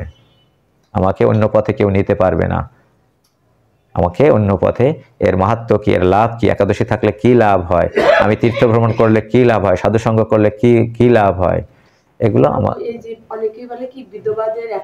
এটা ভুল কথা, এটা হচ্ছে একাদশী, একাদশী মানে একাদশম নিরাহার। একাদশী মানে কি? একাদশ ইন্দ্রিয়ের সাহায্যে ভগবানের সেবা, এটাকে বলা হয় কি বৈষ্ণবীয় তিথি। এগুলো যারা করে, এগুলো যারা বলে, তারা এই পদ্মপুরাণে কি বলছে, যাদের বয়স 8 থেকে 80 বছর তাদের সকলের একাদশী ব্রত পালন করা উচিত। তোমার 8 বছর হয়েছে? 10। এই তো, তোমার একাদশী থাকতে হবে। তোমার একাদশী না খেয়ে থাকতে হবে এমন কোনো কথা নেই। কি থাকতে হবে? একাদশীর দিন তুমি প্রসাদ পাবে। কি প্রসাদ? যে তুমি পঞ্চশস্য বাদ দিয়ে কি খাবে? সবজি খাবে, দুধ পাবে, জল পাবে, ঠিক আছে? তারপর সবজিটাকে রান্না করবে, ঘি দিয়ে রান্না করবে বা সূর্যমুখী তেল দিয়ে। সামনে একাদশী কত? 24 তারিখ। আপনাদের বাসায় একাদশী ব্রত পালন করেন? আপনি করেন? আর কে থাকে? দাদা থাকে? দাদা নাকি? দাদা থাকেন? দাদা থাকবেন তো এদেরকে সবাইকে নিয়ে থাকার চেষ্টা করবেন, ঠিক আছে? আমাদের একাদশী ব্রত, এটা বিজয় একাদশী। বিজয় মানে কি? বিজয় লাভ করেছিল কে? কে? রাম বিজয় লাভ করেছিল একাদশী ব্রত পালন করে। তিনি বিজয় লাভ করেছিল, অর্থাৎ সীতা দেবীকে। সূর্যমুখী তেলটা অন্য তেলের সমস্যা নেই। এখন অন্য তেলটা পঞ্চশস্যের মধ্যে ধরা হয়েছে। সূর্যমুখী তেলটা, সূর্যমুখী তেলটা এটা শাস্ত্রে এটা নির্দেশ দেওয়া হয়েছে। অথবা ঘি দিয়ে রান্না করতে পারেন, ঠিক আছে? সরিষার পোড়ন দেওয়া যাবে না কোনো কিছু। রবিশস্য বাদ, এটা রবিশস্য না। তাহলে সূর্যমুখী তেল দিয়ে ঘি দিয়ে আপনি সবজিটা রান্না, কিন্তু সরষা দিয়ে দেবেন না, রবিশস্য বাদ। হ্যাঁ, আপনি ওদেরকে ইয়ে তৈরি করে দিলেন, সাবু করলেন। সাবুটা আনবেন অবশ্যই, ইয়েটা ইসকনের সাবুটা ব্যবহার করবেন। এই সাবুটা অনেক সময় মিক্স থাকে, ভেজাল থাকে, এটা না খাওয়াই ভালো, ঠিক আছে? হ্যাঁ, ইন্ডিয়া, ওই যে ইসকন থেকে ওই সাবুটা, এই সামনে দোকান থেকে যে সাবুটা, ওইটা অনেক সময় ময়দা দেখে তৈরি করে নাকি শোনা যায়। তো এটা না খাওয়াই ভালো, কারণ এটা তো পঞ্চশস্য আমাদের গ্রহণ করবো না। সাবু ময়দা না, কিন্তু এটা ভেজাল, তাই জন্য দেখা গলে যায়। হ্যাঁ, ওইটা দিয়ে তৈরি করে, প্রসেস করে, গলে যাবে। এই জন্য এটা দোকানের সাবু, এটা না খাওয়াই ভালো, এটা খাবেন না। তাই আমাদের একাদশী ব্রত পালন করতে হবে। তারপর সি ফর চ্যান্টিং। চ্যান্টিং মানে কি? হরিনাম করতে হবে। তাই আমাদের যুগ ধর্ম। ডি ফর ডায়েট, আমাদের চেষ্টা করতে হবে একাদশী, যারা আমিষাহারী, একাদশীর দিন তাহলে পঞ্চশস্য বর্জন, তার আগের দিন এবং পরের দিন আমিষ বর্জন করতে হবে। কারণ এই তিথিগুলো পালন করলে কি হবে? যে আমাদের ইন্দ্রিয় তর্পণ থেকে আমরা কিছুটা তো মুক্ত থাকবো, তাই না? পশু হত্যা করবো না। আস্তে আস্তে কি হবে? এটা একটা তপস্যা। আস্তে আস্তে কি হবে? যে এই আমিষের প্রতি তোমার রুচি থাকবে না। তাই অবশ্যই আমাদের তো শাস্ত্রে তো আমিষ বর্জন বলছে, এখন বেদে বলছে, আবার বেদে বলা হয়েছে, কি যে মাসে একবার, তাই না? অমাবস্যার রাতে। কিন্তু সেটা কেন?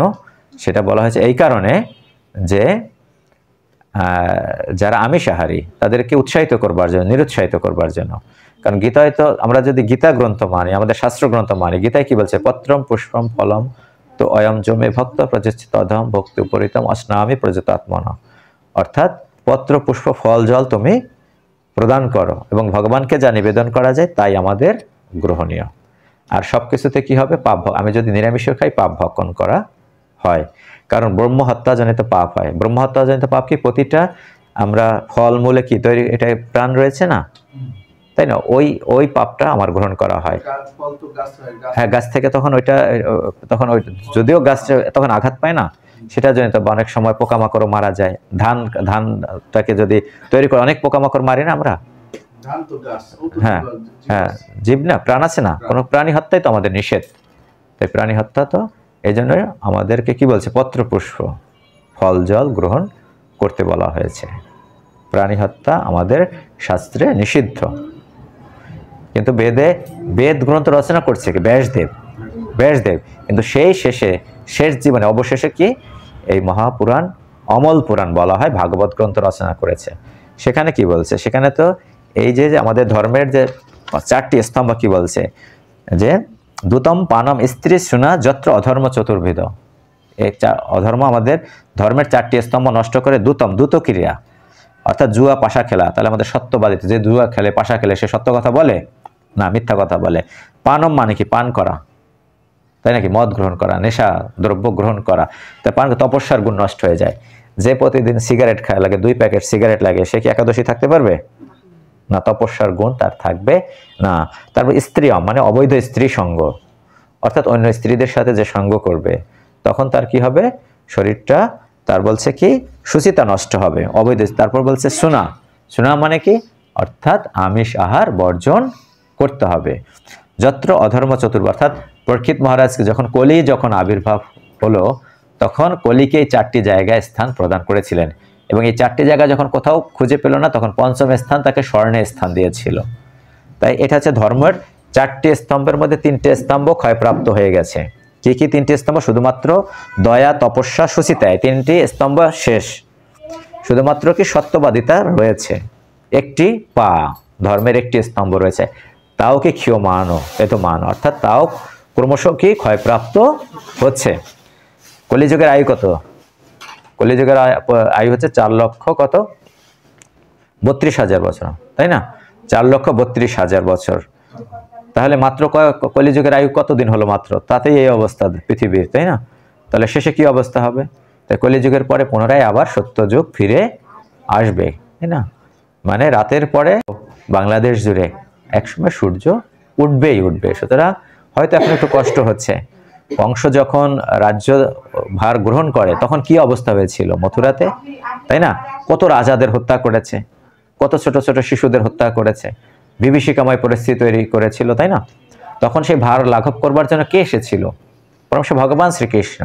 সুতরাং এই পরিস্থিতি থেকে একসময় আমরাও মুক্তি লাভ করব, কিন্তু এখন একটু কষ্ট হচ্ছে এবং সেই অনুযায়ী আমাদেরকে চলতে হবে, সাবধানে চলতে হবে, বিশেষ করে আমাদের, তাই না? আমাদেরকে একটু সাবধানে সব জায়গায় চলতে হবে, সংযত বাক্য বলতে হবে। সোশ্যাল মিডিয়াগুলো রয়েছে সেগুলো এমনভাবে ব্যবহার করব না যেন আমরা বিপদের সম্মুখীন হই, ঠিক আছে? যেমন আমি ধুতি পাঞ্জাবি পরে আসলাম না কেন? কারণ বিপদ হতে পারে, কারণ আমাদের সমাজ ব্যবস্থাটা সেরকম না। আমি তিলক পরে আসলাম না কেন? কারণ সেরকম না। আমাকে সাবধানে এখন থাকতে হবে, তাই না? সাবধানে চলতে হবে কথাবার্তায়, ব্যবহারে, সবকিছুতে। তাই এই 4টা হচ্ছে কি আমাদের ধর্মের স্তম্ভ। মৃত্যু সর্বহরস্য অহম, আমি হচ্ছে সর্বগ্রাসী মৃত্যু, অর্থাৎ শ্রীকৃষ্ণই হচ্ছে সর্বগ্রাসী মৃত্যু। দেখেন অনিত্য সংসার, আমি মৃত্যু নিয়ে কয়েকটি কথা শ্লোক রয়েছে এখানে। অনিত্য সংসারে অবশ্য মরণ, এই অনিত্য সংসারে সকলকেই মৃত্যুবরণ করতে হবে। না মরিয়া আছে কোনজন, মৃত্যুর উৎপত্তি হয় জন্মের সাথে, অর্থাৎ জন্মগ্রহণ করলে আমাদের মৃত্যু গ্রহণ করতে হবে। আজই কিংবা কালই কিংবা 100 বছরেতে, আজ কিংবা কাল বা 100 বছর পরে বা 100 বছর পরে আমাদের মৃত্যু বরণ করতে হবে। একমাত্র সংসারে হরিনাম করসার, হরে কৃষ্ণ কৃষ্ণ কৃষ্ণ হরে হরে, হরে রাম রাম রাম হরে হরে। আবার বলছে কি, গীতায় কি বলছে? জাতস্য হি ধ্রুব মৃত্যু, জাতস্য হি ধ্রুব মৃত্যু, যার জন্ম হয়েছে তার মৃত্যু অবশ্যম্ভাবী। ধ্রুবম জন্ম মৃতস্য চ, ধ্রুবম জন্ম, তো ধ্রুব কথা, সত্য কথা, জন্ম হবে, যে মৃত্যু লাভ করেছে তার অবশ্যই জন্ম হবে। যতদিন কর্ম বাসনা থাকবে ততদিন সে আরেকটি শরীর লাভ করবে তার বাসনা অনুযায়ী। তস্মাদ অপরিহার্য অর্থে ন ত্বাম শসতুম অর্হসি, সুতরাং সেই জন্য তুমি শোক করো না অর্জুন, তুমি তোমার কর্তব্য কর্ম করো, তুমি তোমার ক্ষত্রিয় ধর্ম পালন করো। ভাগবতে আবার কি বলছে দেখেন, এটা বান শঙ্খ যোগাভ্যাম স্বধর্ম পরিনিষ্ঠায়া, আমাদের 4টি বর্ণ অনুযায়ী আমি আমার চতুর্বর্ণ অনুযায়ী আমি আমার ধর্ম আচরণ করি। স্বধর্ম পরিনিষ্ঠায়া জন্ম লাভ পরপংসম অন্তে নারায়ণের স্মৃতি, অর্থাৎ অন্তে নারায়ণের স্মৃতি, অন্তে যদি নারায়ণের স্মৃতি, অন্তে যেন নারায়ণকে স্মরণ করে জড়দেহ ত্যাগ করতে পারি, এটাই মনুষ্য জীবনের উদ্দেশ্য। আবার গীতায় বলছি কি, আমরা একটু আগে আলোচনা করেছি, অন্তকালে চ মামেব শরণ মুক্ত কলেবরম ইয়া প্রয়াতি সমদ্ভাবম ইয়াতি নস্তাত্র সংশয়, অর্থাৎ এটা হচ্ছে মনুষ্য জীবনের উদ্দেশ্য, পরীক্ষা আমাদের, যে মৃত্যুর সময় ভগবানকে স্মরণ করে জড়দেহ যেন ত্যাগ করতে পারে। সেজন্য কি আমাদেরকে মৃত্যুর প্রস্তুতি গ্রহণ করতে হবে, যেমন করে পরীক্ষিত মহারাজ মৃত্যুর প্রস্তুতি গ্রহণ করেছিল। আর যদি তা না পারি, পরবর্তী শ্লোকে বলছে কি, ইয়াম ইয়াম বাপি শরণ ভাবম তেজতন্তে কলেবরম তম তমে বৈতিকন্তে সদাতাৎ ভাব ভাবিত, অর্থাৎ যে ভাব নিয়ে আমি মৃত্যুবরণ করব সেরকম আমি একটি জড়দেহ লাভ করব। আবার বলছে কি পরমেশ্বর ভগবান শ্রীকৃষ্ণ, হরিম বিনা মৃত্যুম ন তরন্তি, অর্থাৎ পরমেশ্বর ভগবান শ্রীহরির কৃপা ছাড়া কেউ মৃত্যুকে অতিক্রম করতে পারে না। মৃত্যুকে অতিক্রম করা মানে কি, অর্থাৎ এই জড়দেহ ত্যাগ করব, মৃত্যুকে অতিক্রান্ত করা মানে হচ্ছে আমরা ভগবানের ধামে যাওয়া। এটা হলো মৃত্যুকে আমরা কি অতিক্রম করা। আবার একটু আগে আমরা আলোচনা করলাম কি বাসাংসি জীর্ণানি তথা বিহায় নবানি গৃহ্ণাতি নরপরাণি তথা শরীরানি বিহায় জীর্ণানি অন্নানি সংজাতি নবানি দেহে, তাই না? অর্থাৎ যখন এই শরীরটা অনুপযুক্ত হবে তখনই এই শরীরটা ছেড়ে আমরা অন্য একটি দেহ ধারণ করব। তাই আমাদের সকলের কি উচিত? মৃত্যুর প্রস্তুতি গ্রহণ করা উচিত।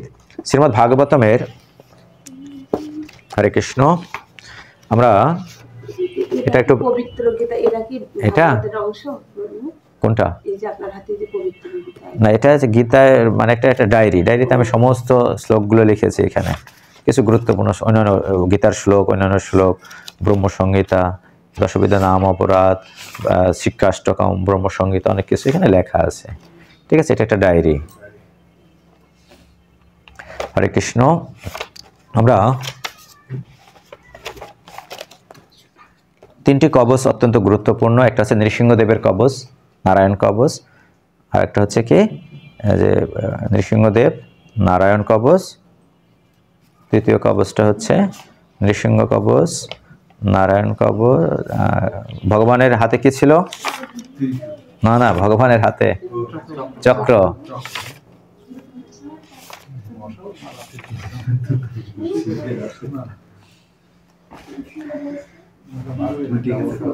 আচ্ছা, হরে কৃষ্ণ। নারায়ণ কবচ বলছি, প্রতিদিন নারায়ণ কবচ পাঠ করুন এবং শ্রবণ করে সর্ববিঘ্ন বিনাশ করুন। প্রতিদিন যদি নারায়ণ কবচ পাঠ করা হয় তাহলে সমস্ত বিঘ্ন নাশ প্রাপ্ত হয়। এই নারায়ণ কবচকে দেবগুরু বৃহস্পতিকে অসম্মান করেছিল ইন্দ্র। অর্থাৎ ইন্দ্রের রাজসভায় একসময় দেবগুরু বৃহস্পতি এসেছিল, তখন সে কি করেছিল, মানে গুরুকে সে পাত্তা দেয়নি। তখন গুরুদেব কি করলো, সেখান থেকে চলে গেল, অত্যন্ত ক্রোধান্বিত হয়েছিল। তখন কি করলো, যে তাদের অবস্থা, মানে দেবতারা কি করলো, যে বিভিন্ন জায়গায় তারা ঘুরে বেড়ালো এবং অসুররা কি করলো, স্বর্গরাজ্য দখল করলো। তখন ইন্দ্র এবং দেবতারা মিলে কার কাছে গেল? ব্রহ্মার কাছে গেল। ব্রহ্মা তখন কি করলো, ব্রহ্মা বিশ্বরূপকে, ত্বষ্টার পুত্র, অর্থাৎ এক ঋষি ছিল ত্বষ্টা, তার পুত্রের নাম ছিল বিশ্বরূপ, বিশ্বরূপকে গুরুরূপে বরণ করতে বললেন। তখন বিশ্বরূপের চরণে আশ্রয় গ্রহণ করলো। বিশ্বরূপ তখন কি করলো, তাদেরকে নারায়ণ কবচ দিলেন। তখন সেই নারায়ণ কবচটাকে আমরা একটু, সেই নারায়ণ কবচ পাঠ করা মানে এর প্রয়াত কাগজটা কই, অতুল কৃষ্ণ পাল, তার আত্মার উদ্দেশ্যে সেটাই আমাদের প্রার্থনা হবে। এবং উপস্থিত ভক্তবৃন্দ, তাদের উদ্দেশ্য প্রার্থনা, তারা যেন একজন ভক্ত হতে পারে এবং তাদের পূর্বপুরুষের জন্য ভগবানের সেই চিন্ময় ধাম স্থান প্রাপ্ত সকলের জন্য আমরা প্রার্থনা করব এই নারায়ণ কবচের মাধ্যমে। হরে কৃষ্ণ। ওম নমো ভগবতে বাসুদেবায়, ওম নমো ভগবতে বাসুদেবায়, ওম নমো ভগবতে বাসুদেবায়।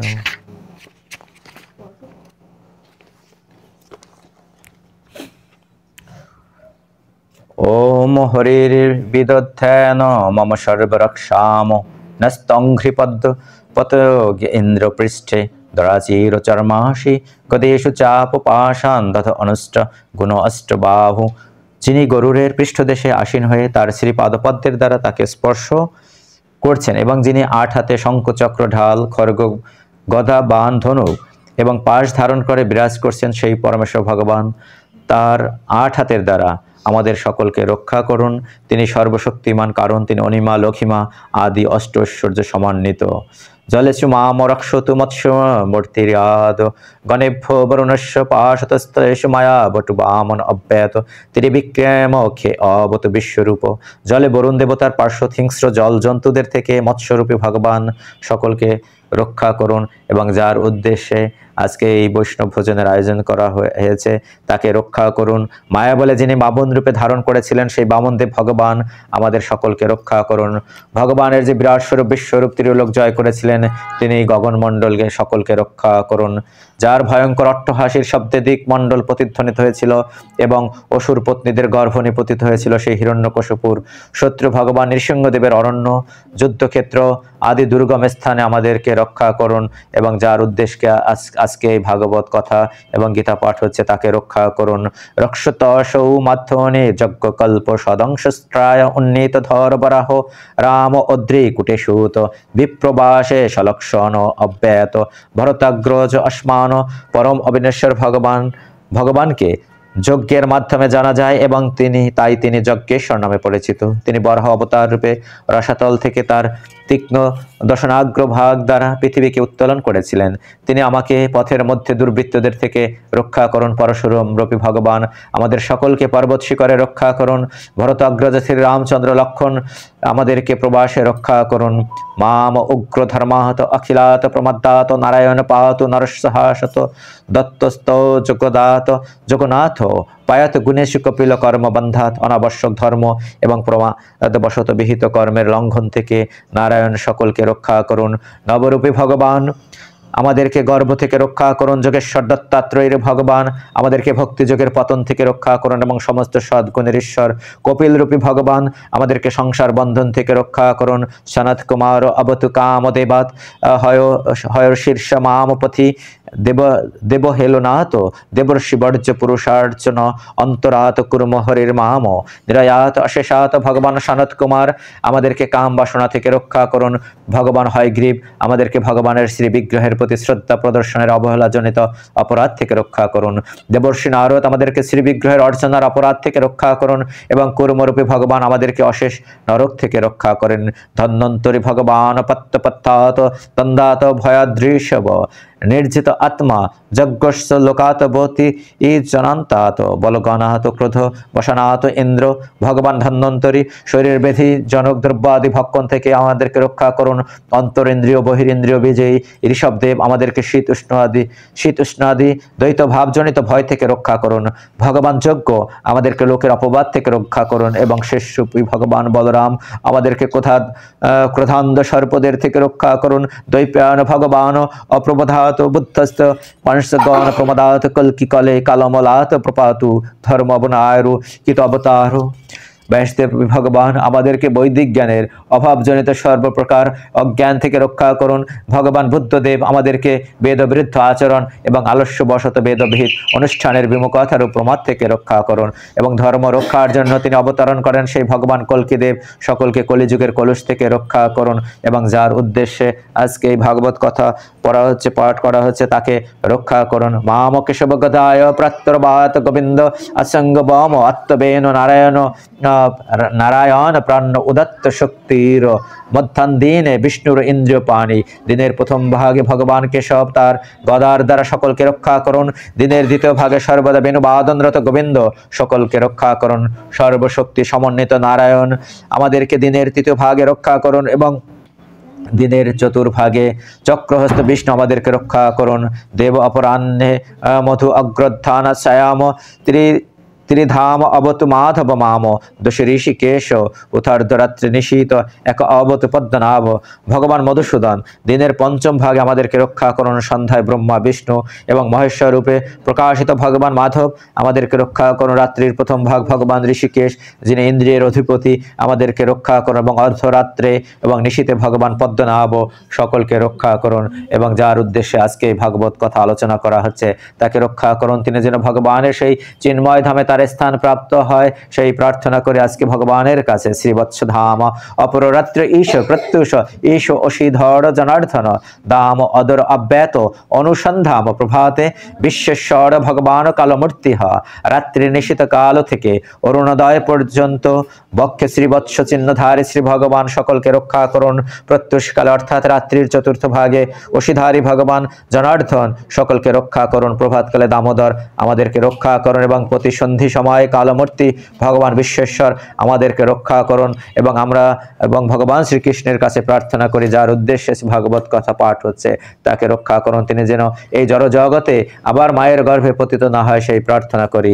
চক্রম যুগান্ত অনল তিগ্মনমি ভ্রমত সমন্তাত ভগবত প্রযুক্তম দ্বন্দ্বগ্ধি দন্থগ্ধরিষ শূন্যমাশু কক্ষম যথা বাতস কহুতাশ। চতুর্দিকে ভ্রমণপূর্বক বায়ুর সহায়তায় আগুন যেমন তৃণরাশিকে ভস্মীভূত করে, সেইভাবে প্রলয়কালীন অগ্নির মতো প্রখর প্রান্তভাগ বিশিষ্ট সুদর্শন চক্র ভগবান কর্তৃক নিযুক্ত হয়ে আমাদের শত্রুদের ভস্মীভূত করুক। গতে অশনি স্পর্শন বিস্ফুলিঙ্গে নিষ্পণ্ঠ জিত প্রিয়াসী কুষ্মাণ্ড বৈনায়ক যক্ষ রক্ষ ভূত গ্রহংস চূর্ণীয় রান। হে ভগবানের গদা, তোমার স্পর্শের ফলে বজ্রের মতো অগ্নিস্ফুলঙ্গ উৎপন্ন হয় এবং তুমি ভগবানের অত্যন্ত প্রিয়, আমিও তার দাস। অতএব তুমি দয়া করে আমাদের শত্রু কুষ্মাণ্ড, বিনায়ক, যক্ষ, রাক্ষস, ভূত এবং গ্রহগণকে নিষ্পেষিত এবং চূর্ণ বিচূর্ণ করুক। অপশক্তি থেকে তিনি আমরা সুরক্ষা প্রদান করুক স্বয়ং ভগবান। হে শঙ্করাজ পঞ্চজন্য, তুমি শ্রীকৃষ্ণের মুখমারুতে পূর্ণ হয়ে ভয়ঙ্কর শব্দ সহকারে শত্রুদের হৃদয় কম্পিত করে।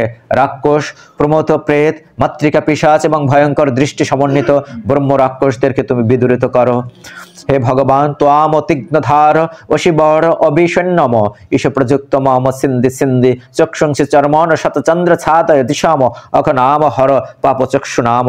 হে তীক্ষ্ণধার খর্গরাজ, তুমি ভগবান কর্তৃক নিযুক্ত হয়ে আমাদের শত্রুদের খণ্ড খণ্ড করো।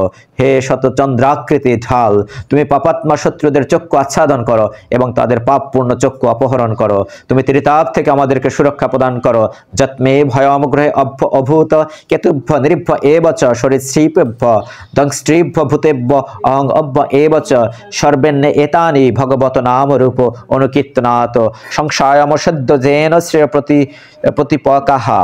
ভগবানের দিব্য নাম, রূপ, গুণ এবং বৈশিষ্ট্যের কীর্তন, দুষ্ট গ্রহের প্রভাব, উল্কাপাত, ঈর্ষাপরায়ণ মানুষ, সরীসৃপ, বৃশ্চিক, বাঘ, সিংহ আদি হিংস্র প্রাণী, ভূত, প্রেত, মাটি, জল, আগুন, বায়ু প্রভৃতির উপদ্রব, বিদ্যুৎ এবং পূর্বকৃত পাপ থেকে আমাদেরকে রক্ষা করুন। আমাদের মঙ্গলময় জীবনের প্রতিবন্ধকতার ভয়ে আমরা সর্বদা ভীত, তাই হরে কৃষ্ণ মহামন্ত্রের কীর্তনের ফলে সেই সম্পূর্ণরূপে বিনষ্ট হোক। হরে কৃষ্ণ কৃষ্ণ কৃষ্ণ হরে হরে, হরে রাম রাম রাম हरे हरे। बोलिए भक्त वत्सल भगवान श्री कृष्ण की, बोलिए शुद्ध भक्त वृंद की, बोलिए सुखदेव गोस्वामी की, बोलिए परीक्षित महाराज की। हरे कृष्ण।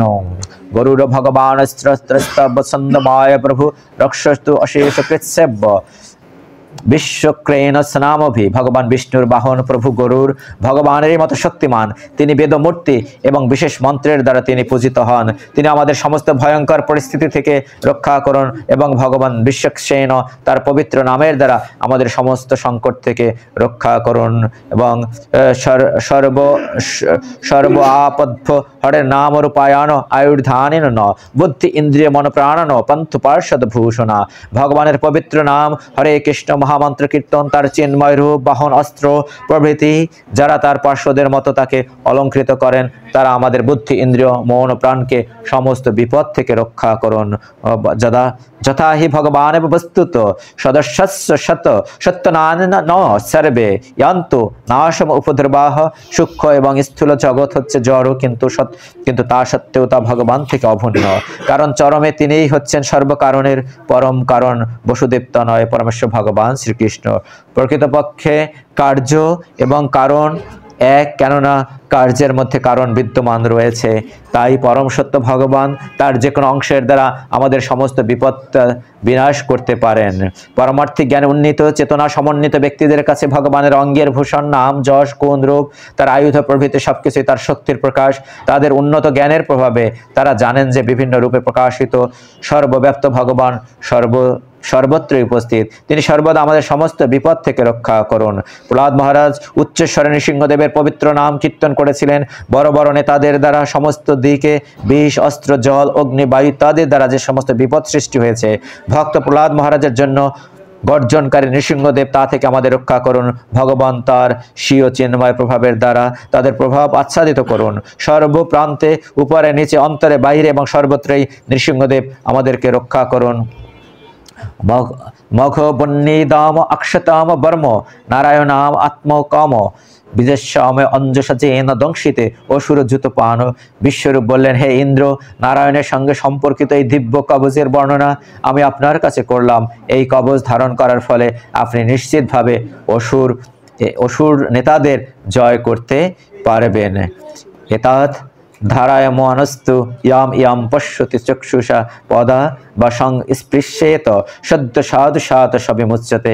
কেউ যদি এই কবচ ধারণ করে, তার চক্ষুর দ্বারা কাউকে দর্শন করে অথবা তার পায়ের দ্বারা কাউকে স্পর্শ করেন, তাহলে সেও তৎক্ষণাৎ উপরোক্ত সমস্ত ভয় থেকে মুক্ত হবে। নারায়ণ কবচের মাহাত্ম্যে বলা হয়েছে, ন কুতস্যীত ভয়ম তস্য বিদ্যাম ধারয়তে ভবেত রাজদস্যু গ্রহ আদিভ্য বেধ বেধাদি আদি অভ্যস্য কহির্ষিত। যেই ব্যক্তি নারায়ণ কবচ নামক বিদ্যা ধারণ করেন, তার কোনো কালেই রাজা, দস্যু, অসুর অথবা বেধি প্রভৃতি কোনো বিষয় থেকে ভয় থাকবে না। শ্রী শুকবাচ ইয়া ইদম শ্রীনাথ কালে ইয়া ধারায়তি চ অদ্রিত তম নমস্যন্তি ভূতানি মুচ্যতে সর্বত ভয়িত। শ্রী সুখদেব গোস্বামী বলেন, হে মহারাজ পরীক্ষিত, যে ব্যক্তি ভয় উপস্থিত হলে এই কবচ ধারণ করেন অথবা শ্রদ্ধা সহকারে সেই সম্পর্কে শ্রবণ করেন, তিনি তৎক্ষণাৎ সমস্ত বিপদ থেকে মুক্ত হন এবং সমস্ত জীবের পূজ্য হন। দেবরাজ ইন্দ্র বিশ্বরূপের কাছ থেকে এই বিদ্যা লাভ করেছিলেন এবং অসুরদের পরাজিত করে তিনি ত্রিভুবনের সমস্ত সম্পদ ভোগ করেছিলেন। বলিয়ে ভক্তবৎসল ভগবান শ্রীকৃষ্ণ কি, বলিয়ে বিশ্বরূপ মহারাজ কি, বলিয়ে প্রহ্লাদ মহারাজ কি, বলিয়ে ধ্রুব মহারাজ কি, বলিয়ে সুখদেব গোস্বামী কি, বলিয়ে পরীক্ষিত মহারাজ কি। রাধা কৃষ্ণ প্রমানন্দে হরি হরি বল মন হরে কৃষ্ণ। আচ্ছা, কীর্তন করবে কখন? মাতাজি আসছে? এখন আসে নাই? তাহলে আর একটু কত মিনিট চলে? 1 ঘন্টা তো পার হয়ে গেছে, আবার কেটে গেছে। আচ্ছা, তাহলে আমরা একটু ব্রহ্ম সংহিতা পাঠ করি। ও মা,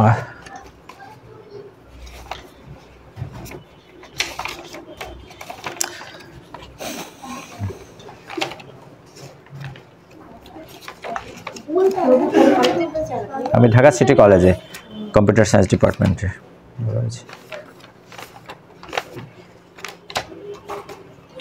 হরে কৃষ্ণ।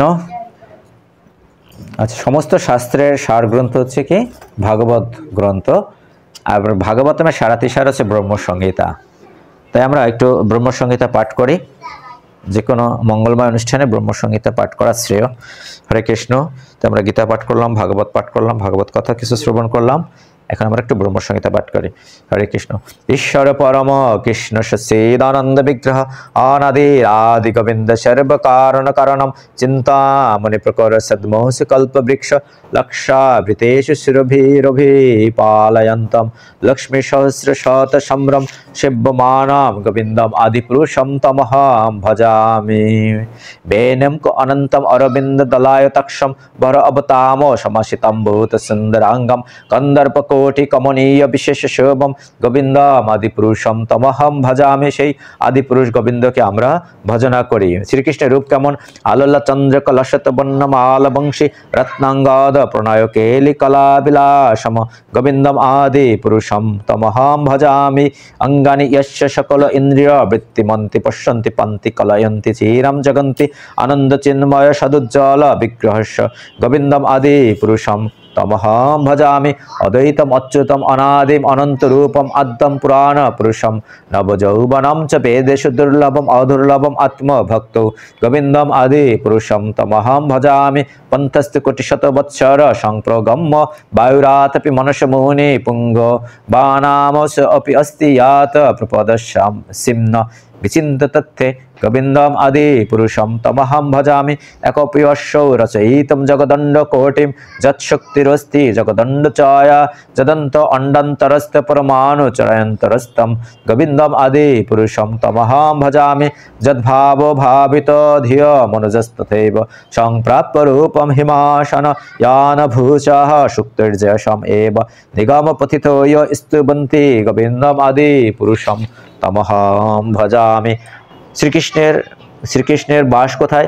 আনন্দ চিন্ময় রসপ্রতিভা বিতাভিস্তাভির্য এব নিজরূপতয়া কলাবি গোলক, অর্থাৎ গোলক ধামে তিনি বিরাজমান। গোলক এব নিবসত্য খিলাতমভূত গোবিন্দম আদি পুরুষম তমহম ভজামি প্রমাঞ্জন শ্রুত। ভগবানকে দেখবো কিভাবে, ভগবানকে দর্শন করব কিভাবে? প্রমাঞ্জন শ্রুত, অর্থাৎ আমাদের চোখে কি প্রেমের অঞ্জন পড়তে হবে, ঠিক আছে? এমনি বাজারে যে অঞ্জন পাওয়া যায় সেই অঞ্জন পড়লে ভগবানকে দর্শন পাওয়া যাবে না, প্রেমের অঞ্জন পড়তে হবে।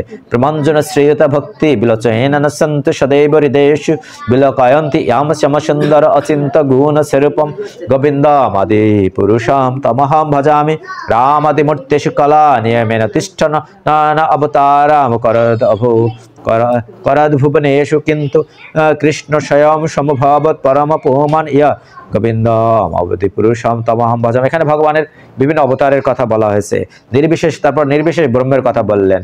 ইয়াস্য প্রভবত জগদণ্ড কোটি কোটিষু শেষাবশধাদি বিভূতি ভিন্নম তদ ব্রহ্ম নিষ্কলম অনন্তম অশেষ ভূতম গোবিন্দম আদি পুরুষম তমহম ভজামি।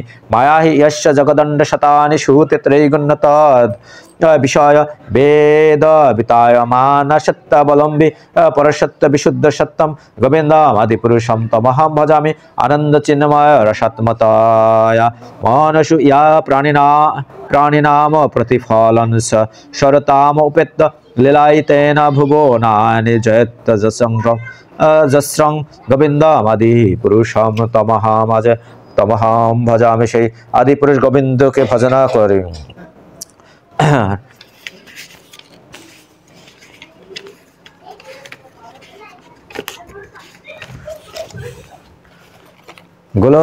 গোলক নামনে নিজ ধামনে তলে চতস্য দেবী মহেশ হরিধামেষু তেষু তেষু তে তে প্রভবনি চ বিহিতস্য জেন গোবিন্দমাদি পুরুষম তমহম ভজামি। এখানে কি যে সৃষ্টি তত্ত্ব আলোচনা করেছেন এই শ্লোকে। সৃষ্টি তত্ত্ব কি? অর্থাৎ পরমেশ ভগবান শ্রীকৃষ্ণ হচ্ছে কি সমস্ত আদি কারণ, মানে মূল রুট শ্রীকৃষ্ণ, অর্থাৎ তিনি একা ছিলেন। তিনি কি করলেন? সৃষ্টির জন্য তিনি কি করলেন? তার প্রথম প্রকাশ হচ্ছে বলরাম। বলরাম থেকে প্রকাশ করা হলো কি প্রথম চতুর্বৃহত্তক। সেই চতুর্বৃহত্তকে যে শ্রীকৃষ্ণের প্রথম চতুর্বৃহত্তক, প্রথম সংকর্ষণ, পদ্মম্ন, অনিরুদ্ধ এবং বাসুদেব সংকর্ষণ, পদ্মম্ন, অনিরুদ্ধ প্রথম চতুর্বাহ বলা হয়।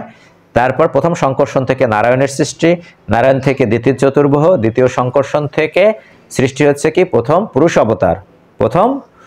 অবতার, অর্থাৎ কারণোদকশায়ী বিষ্ণু, অর্থাৎ তিনি কারণ সমুদ্রে শায়িত ছিলেন। অর্থাৎ এই জড়জগতের বাইরে একটা চিন্ময় জগৎ রয়েছে, সেটাকে বলে কারণ সমুদ্র।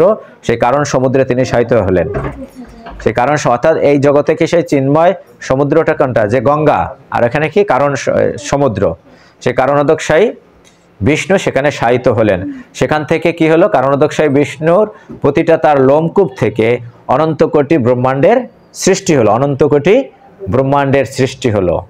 এবং ভগবান কি করলেন? প্রতিটা জড় ব্রহ্মাণ্ডে তিনি আবার প্রবেশ করলেন। কি হিসাবে প্রবেশ করলেন? তিনি প্রথম হলো কি কারণোদকশায়ী গর্ভোদকশায়ী বিষ্ণু, অর্থাৎ গর্ভোদক সমুদ্রে তিনি শায়িত হলেন। আমরা এক বিষ্ণুকে দেখি তার নাভিমূলে কি পদ্মফুলের সৃষ্টি হয়েছে। সেই পদ্মফুল থেকে ব্রহ্মার সৃষ্টি। প্রথম এই জড়জগতে প্রথম জীবকে ব্রহ্মার সৃষ্টি হলো, তাই না? অর্থাৎ এই বিষ্ণুকে কি বলা হয়? মহাবিষ্ণুকে বলা হয় কি গর্ভোদকশায়ী বিষ্ণু। তাহলে প্রথম কি কারণোদকশায়ী বিষ্ণু, এটা পুরুষ অবতার বলা হয়। তিনি জড়জগতে প্রবিষ্ট হলেন। আমরা একটা জড়জগতে রয়েছি, এই জড়জগতে 14টা ভুবন রয়েছে যা আলোচনা করেছি। এই জড়জগতে তিনি প্রবিষ্ট হলেন কি গর্ভোদক সমুদ্রে। তার সেই বিষ্ণু নাভিমূল থেকে কি সৃষ্টি হলো? পদ্মফুলের। সেই পদ্মফুলে কার সৃষ্টি হলো? ব্রহ্মার। তারপর ব্রহ্মা সৃষ্টি করলেন এই জড়জগতের, ঠিক আছে, সবকিছু।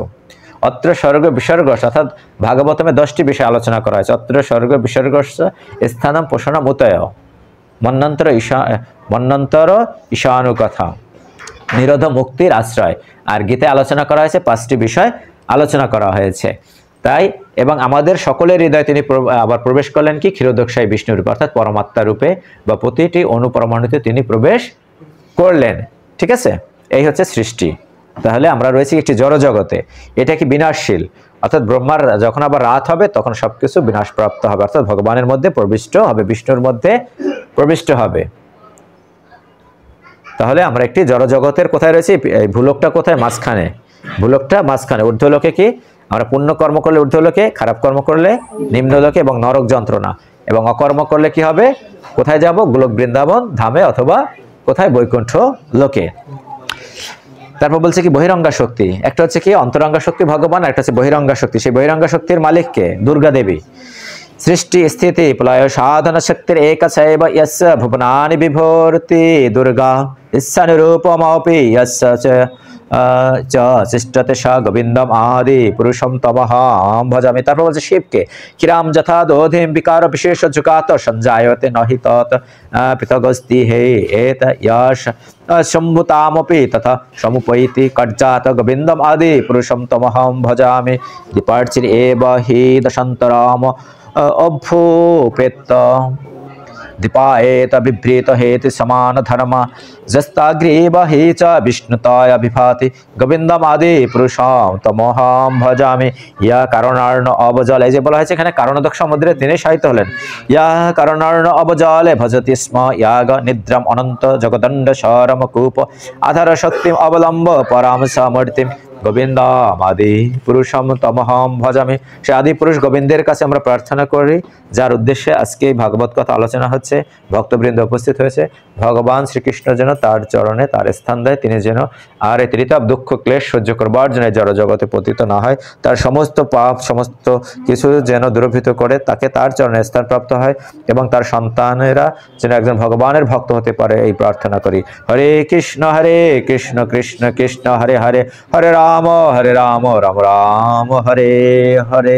यस्यैकवनिष्यशीति कलमाथ अवलम्ब जीवन्ति लोम विलोच जगदण्डनाथ विष्णुर् महान यश्च कला विशेष गोविन्दम आदि पुरुषं तमहं भजामि। भस्मान् ततश्च सकलेषु निजतु तेजस्यं कियत् प्रकटयत्तापि च तव तत्र ब्रह्मा स एष जगदण्ड विधानकर्ता गोविन्दम आदि पुरुषं तमहं भजामि। जत्पादपल्लवयोगं विधिनायकं वदन्ति प्रणामः समय स गणाधिराज विघ्नानो व्यस्त अमलस्य जगत्त्रयस्य गोविन्दम आदि पुरुषं तमहं भजामि। अग्निरमहि गगनम अम्बो मरुद्देशः कालस्तथात्म मनसेति जगत्त्रयानि यस्मात् भवन्ति विभुवन्ति विशन्ति अंश गोविन्दम आदि पुरुषं तमहं भजामि। जत्चक्कुरेषु सविता सकलग्रहनाम राजा समस्त शिरोमूर्तिर अशेष तेज यस्य गाय भ्रमति संभृत कालचक्र गोविन्दम आदि पुरुषं तमहं भजामि। সেই আদি পুরুষ গোবিন্দকে আমরা সকলে ভজনা করি। হরে কৃষ্ণ কৃষ্ণ কৃষ্ণ হরে হরে, হরে রাম রাম রাম হরে হরে। সুত গোস্বামী নৈমিষারণ্য ঋষিদের বলেছে কি, ইয়াং ব্রহ্মা বরুণেন্দ্র রুদ্রা মরুতস্তনন্তি দিব্যৈ স্তবে বেदै সঙ্গপদ ক্রম পুনিষদের গায়ন্তি ইয়াং সমগাহ ধনাবস্থিত তদ্গতেন মনস পশ্যন্তি ইয়াং জগেনা ইয়াসন্তম না বিদুষুরাসুরগান দেবায় তস্मै নমঃ। অর্থাৎ যাকে ব্রহ্মা বরুণ ইন্দ্র রুদ্র মরুদ্গণ দিব্য স্তুতির মাধ্যমে স্তব নিবেদন করেন, সামবেদের কীর্তনকারীগণ যার সম্বন্ধে কীর্তন করেন, সিদ্ধযোগীগণ ধ্যান অবস্থিত তদ্গত চিত্তে যাকে দর্শন করেন, দেবতা এবং অসুরগণ যার অন্ত খুঁজে পান না, সেই পরমেশ্বর ভগবান আমি আমার বিনম্র প্রণতি নিবেদন করি। অর্থাৎ সত্যম পরম ধীমহি, সেই পরম সত্যের ধ্যান করি।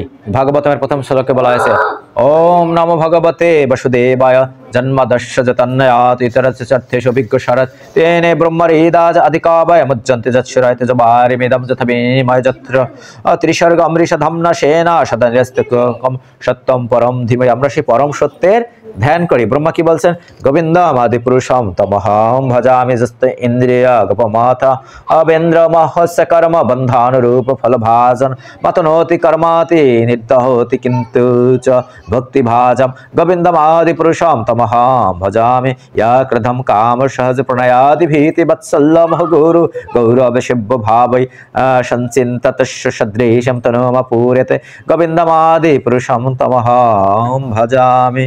শ্রিয় কান্তা কান্ত পরম পুরুষ কল্পতরুব দ্রুমা ভূমি নিঃসা চিন্তামণি গণমোহিতয়াম অমৃতম কথাগানম নাট্যম গমনামপি বংশী প্রিয় সখী চিদানন্দম জ্যোতি পরমপি তদস্যাদ্দামপি চ সযত্র ক্ষীরাব্দি শ্রবতি শ্রুভিভ্যস্য সুমহাননিমে ষড়দক্ষ বা ব্রজিতে নহি যত্রাপি সময় ভজে শতদীপম তমহমিহ গোলোকম ইতি ইয়াম বিদন্তস্তে সন্তোষীতে বিরলচার কতিপয়ম।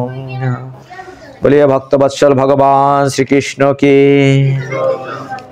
ईश्वर परम कृष्ण सच्चिदानंद विग्रह अनादिरादि गोविंद सर्व कारण कारणम। সেই অনাদিরাদি গোবিন্দ সর্ব কারণের কারণ, সেই পরম সত্যের আমরা ধ্যান করি। সত্যম পরম ধীমহি, সেই পরম সত্যের কাছে আমরা প্রার্থনা করি, যার উদ্দেশ্যে আজকে ভাগবত কথা আলোচনা করা হচ্ছে, যার উদ্দেশ্যে শুকশাস্ত্র কথা আলোচনা করা হয়েছে।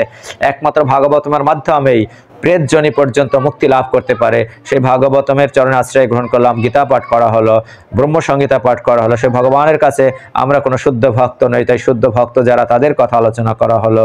তাই ভগবান যেন প্রসন্ন হন এবং যার উদ্দেশ্যে আজকে এই পাঠ আলোচনা, গীতা পাঠ, ভাগবত কথা আলোচনা করা হলো, ভগবান তার সমস্ত পাপ যেন বিনষ্ট করে তাকে যেন ভগবানের সেই চিন্ময় ধামে তার স্থান প্রাপ্ত হয়। তাই তিনি যেন আর এই জড় জগতে পতিত না হয়, তিনি যেন আর ত্রিতাপ ক্লেশ সহ্য করবার জন্য মায়ের গর্ভে যেন তাকে না আসা, এবং তার সন্তানে যারা রয়েছেন তারাও যেন একজন শুদ্ধ ভক্ত হতে পারে সেই প্রার্থনা করি, এবং উপস্থিত ভক্তবৃন্দ যারা রয়েছে তারাও যেন ভগবানের একজন ভক্ত হতে পারে এই প্রার্থনা করি। হরে কৃষ্ণ কৃষ্ণ কৃষ্ণ হরে হরে, হরে রাম রাম রাম হরে হরে, রাধা কৃষ্ণ প্রমানন্দে হরে হরি বলম।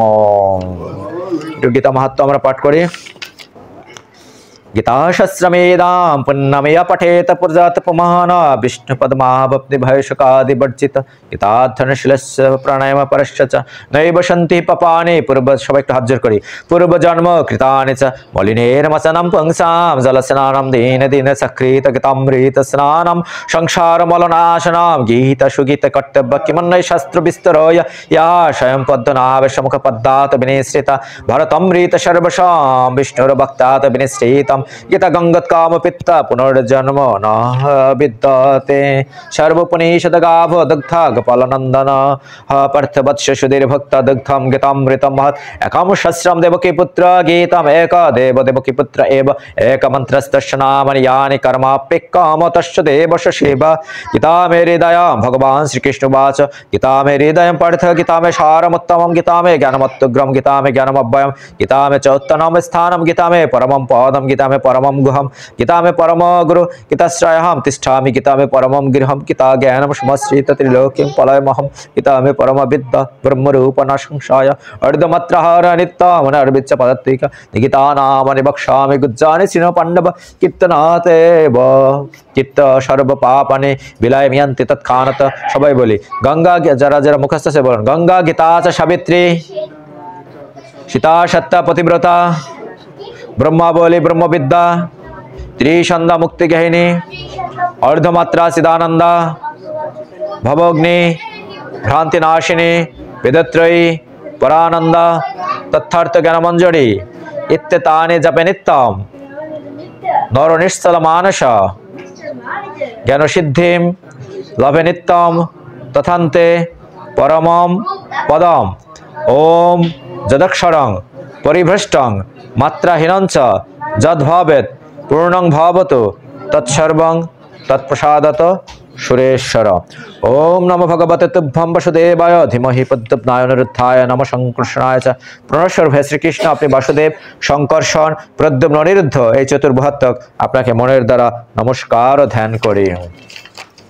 ओम सर्वे सम्मंगलां भुवात् सर्वे सन्तु निरामया सर्वे भद्राणि पश्यन्तु मा कश्चित् दुःख भाग भवेत्। ओम शांति ओम शांति ओम शांति। सकलेर मंगल होक, सकले सुखी हन, निरोग एवं प्रशांति लाभ करुन, केउ जेन दुःख भोग ना करे। आध्यात्मिक आदि भौतिक आदि दैविक এই ত্রিবিধ তাপের শান্তি হোক, এবং যার উদ্দেশ্যে এই শুকশাস্ত্র কথা এবং পরমেশ্বর ভগবান শ্রীকৃষ্ণ এর কথা অর্থাৎ গীতার কথা আলোচনা করা হলো, তাকে যেন ভগবানের সেই চিন্ময় ধাম গোলক বৃন্দাবন ধামে যেন তার স্থান প্রাপ্ত হয়, এই প্রার্থনা করি। হরে কৃষ্ণ কৃষ্ণ কৃষ্ণ হরে হরে, হরে রাম রাম রাম হরে হরে, রাধা কৃষ্ণ প্রেমানন্দে হরি হরি বল মন, রাধা কৃষ্ণ প্রেমানন্দে হরি হরি বল মন, রাধা কৃষ্ণ প্রেমানন্দে হরি হরি বল মন। হরে কৃষ্ণ। সকল বৈষ্ণব সেবনে আমার আবার পুনরায় শত সহস্র প্রণাম রইল।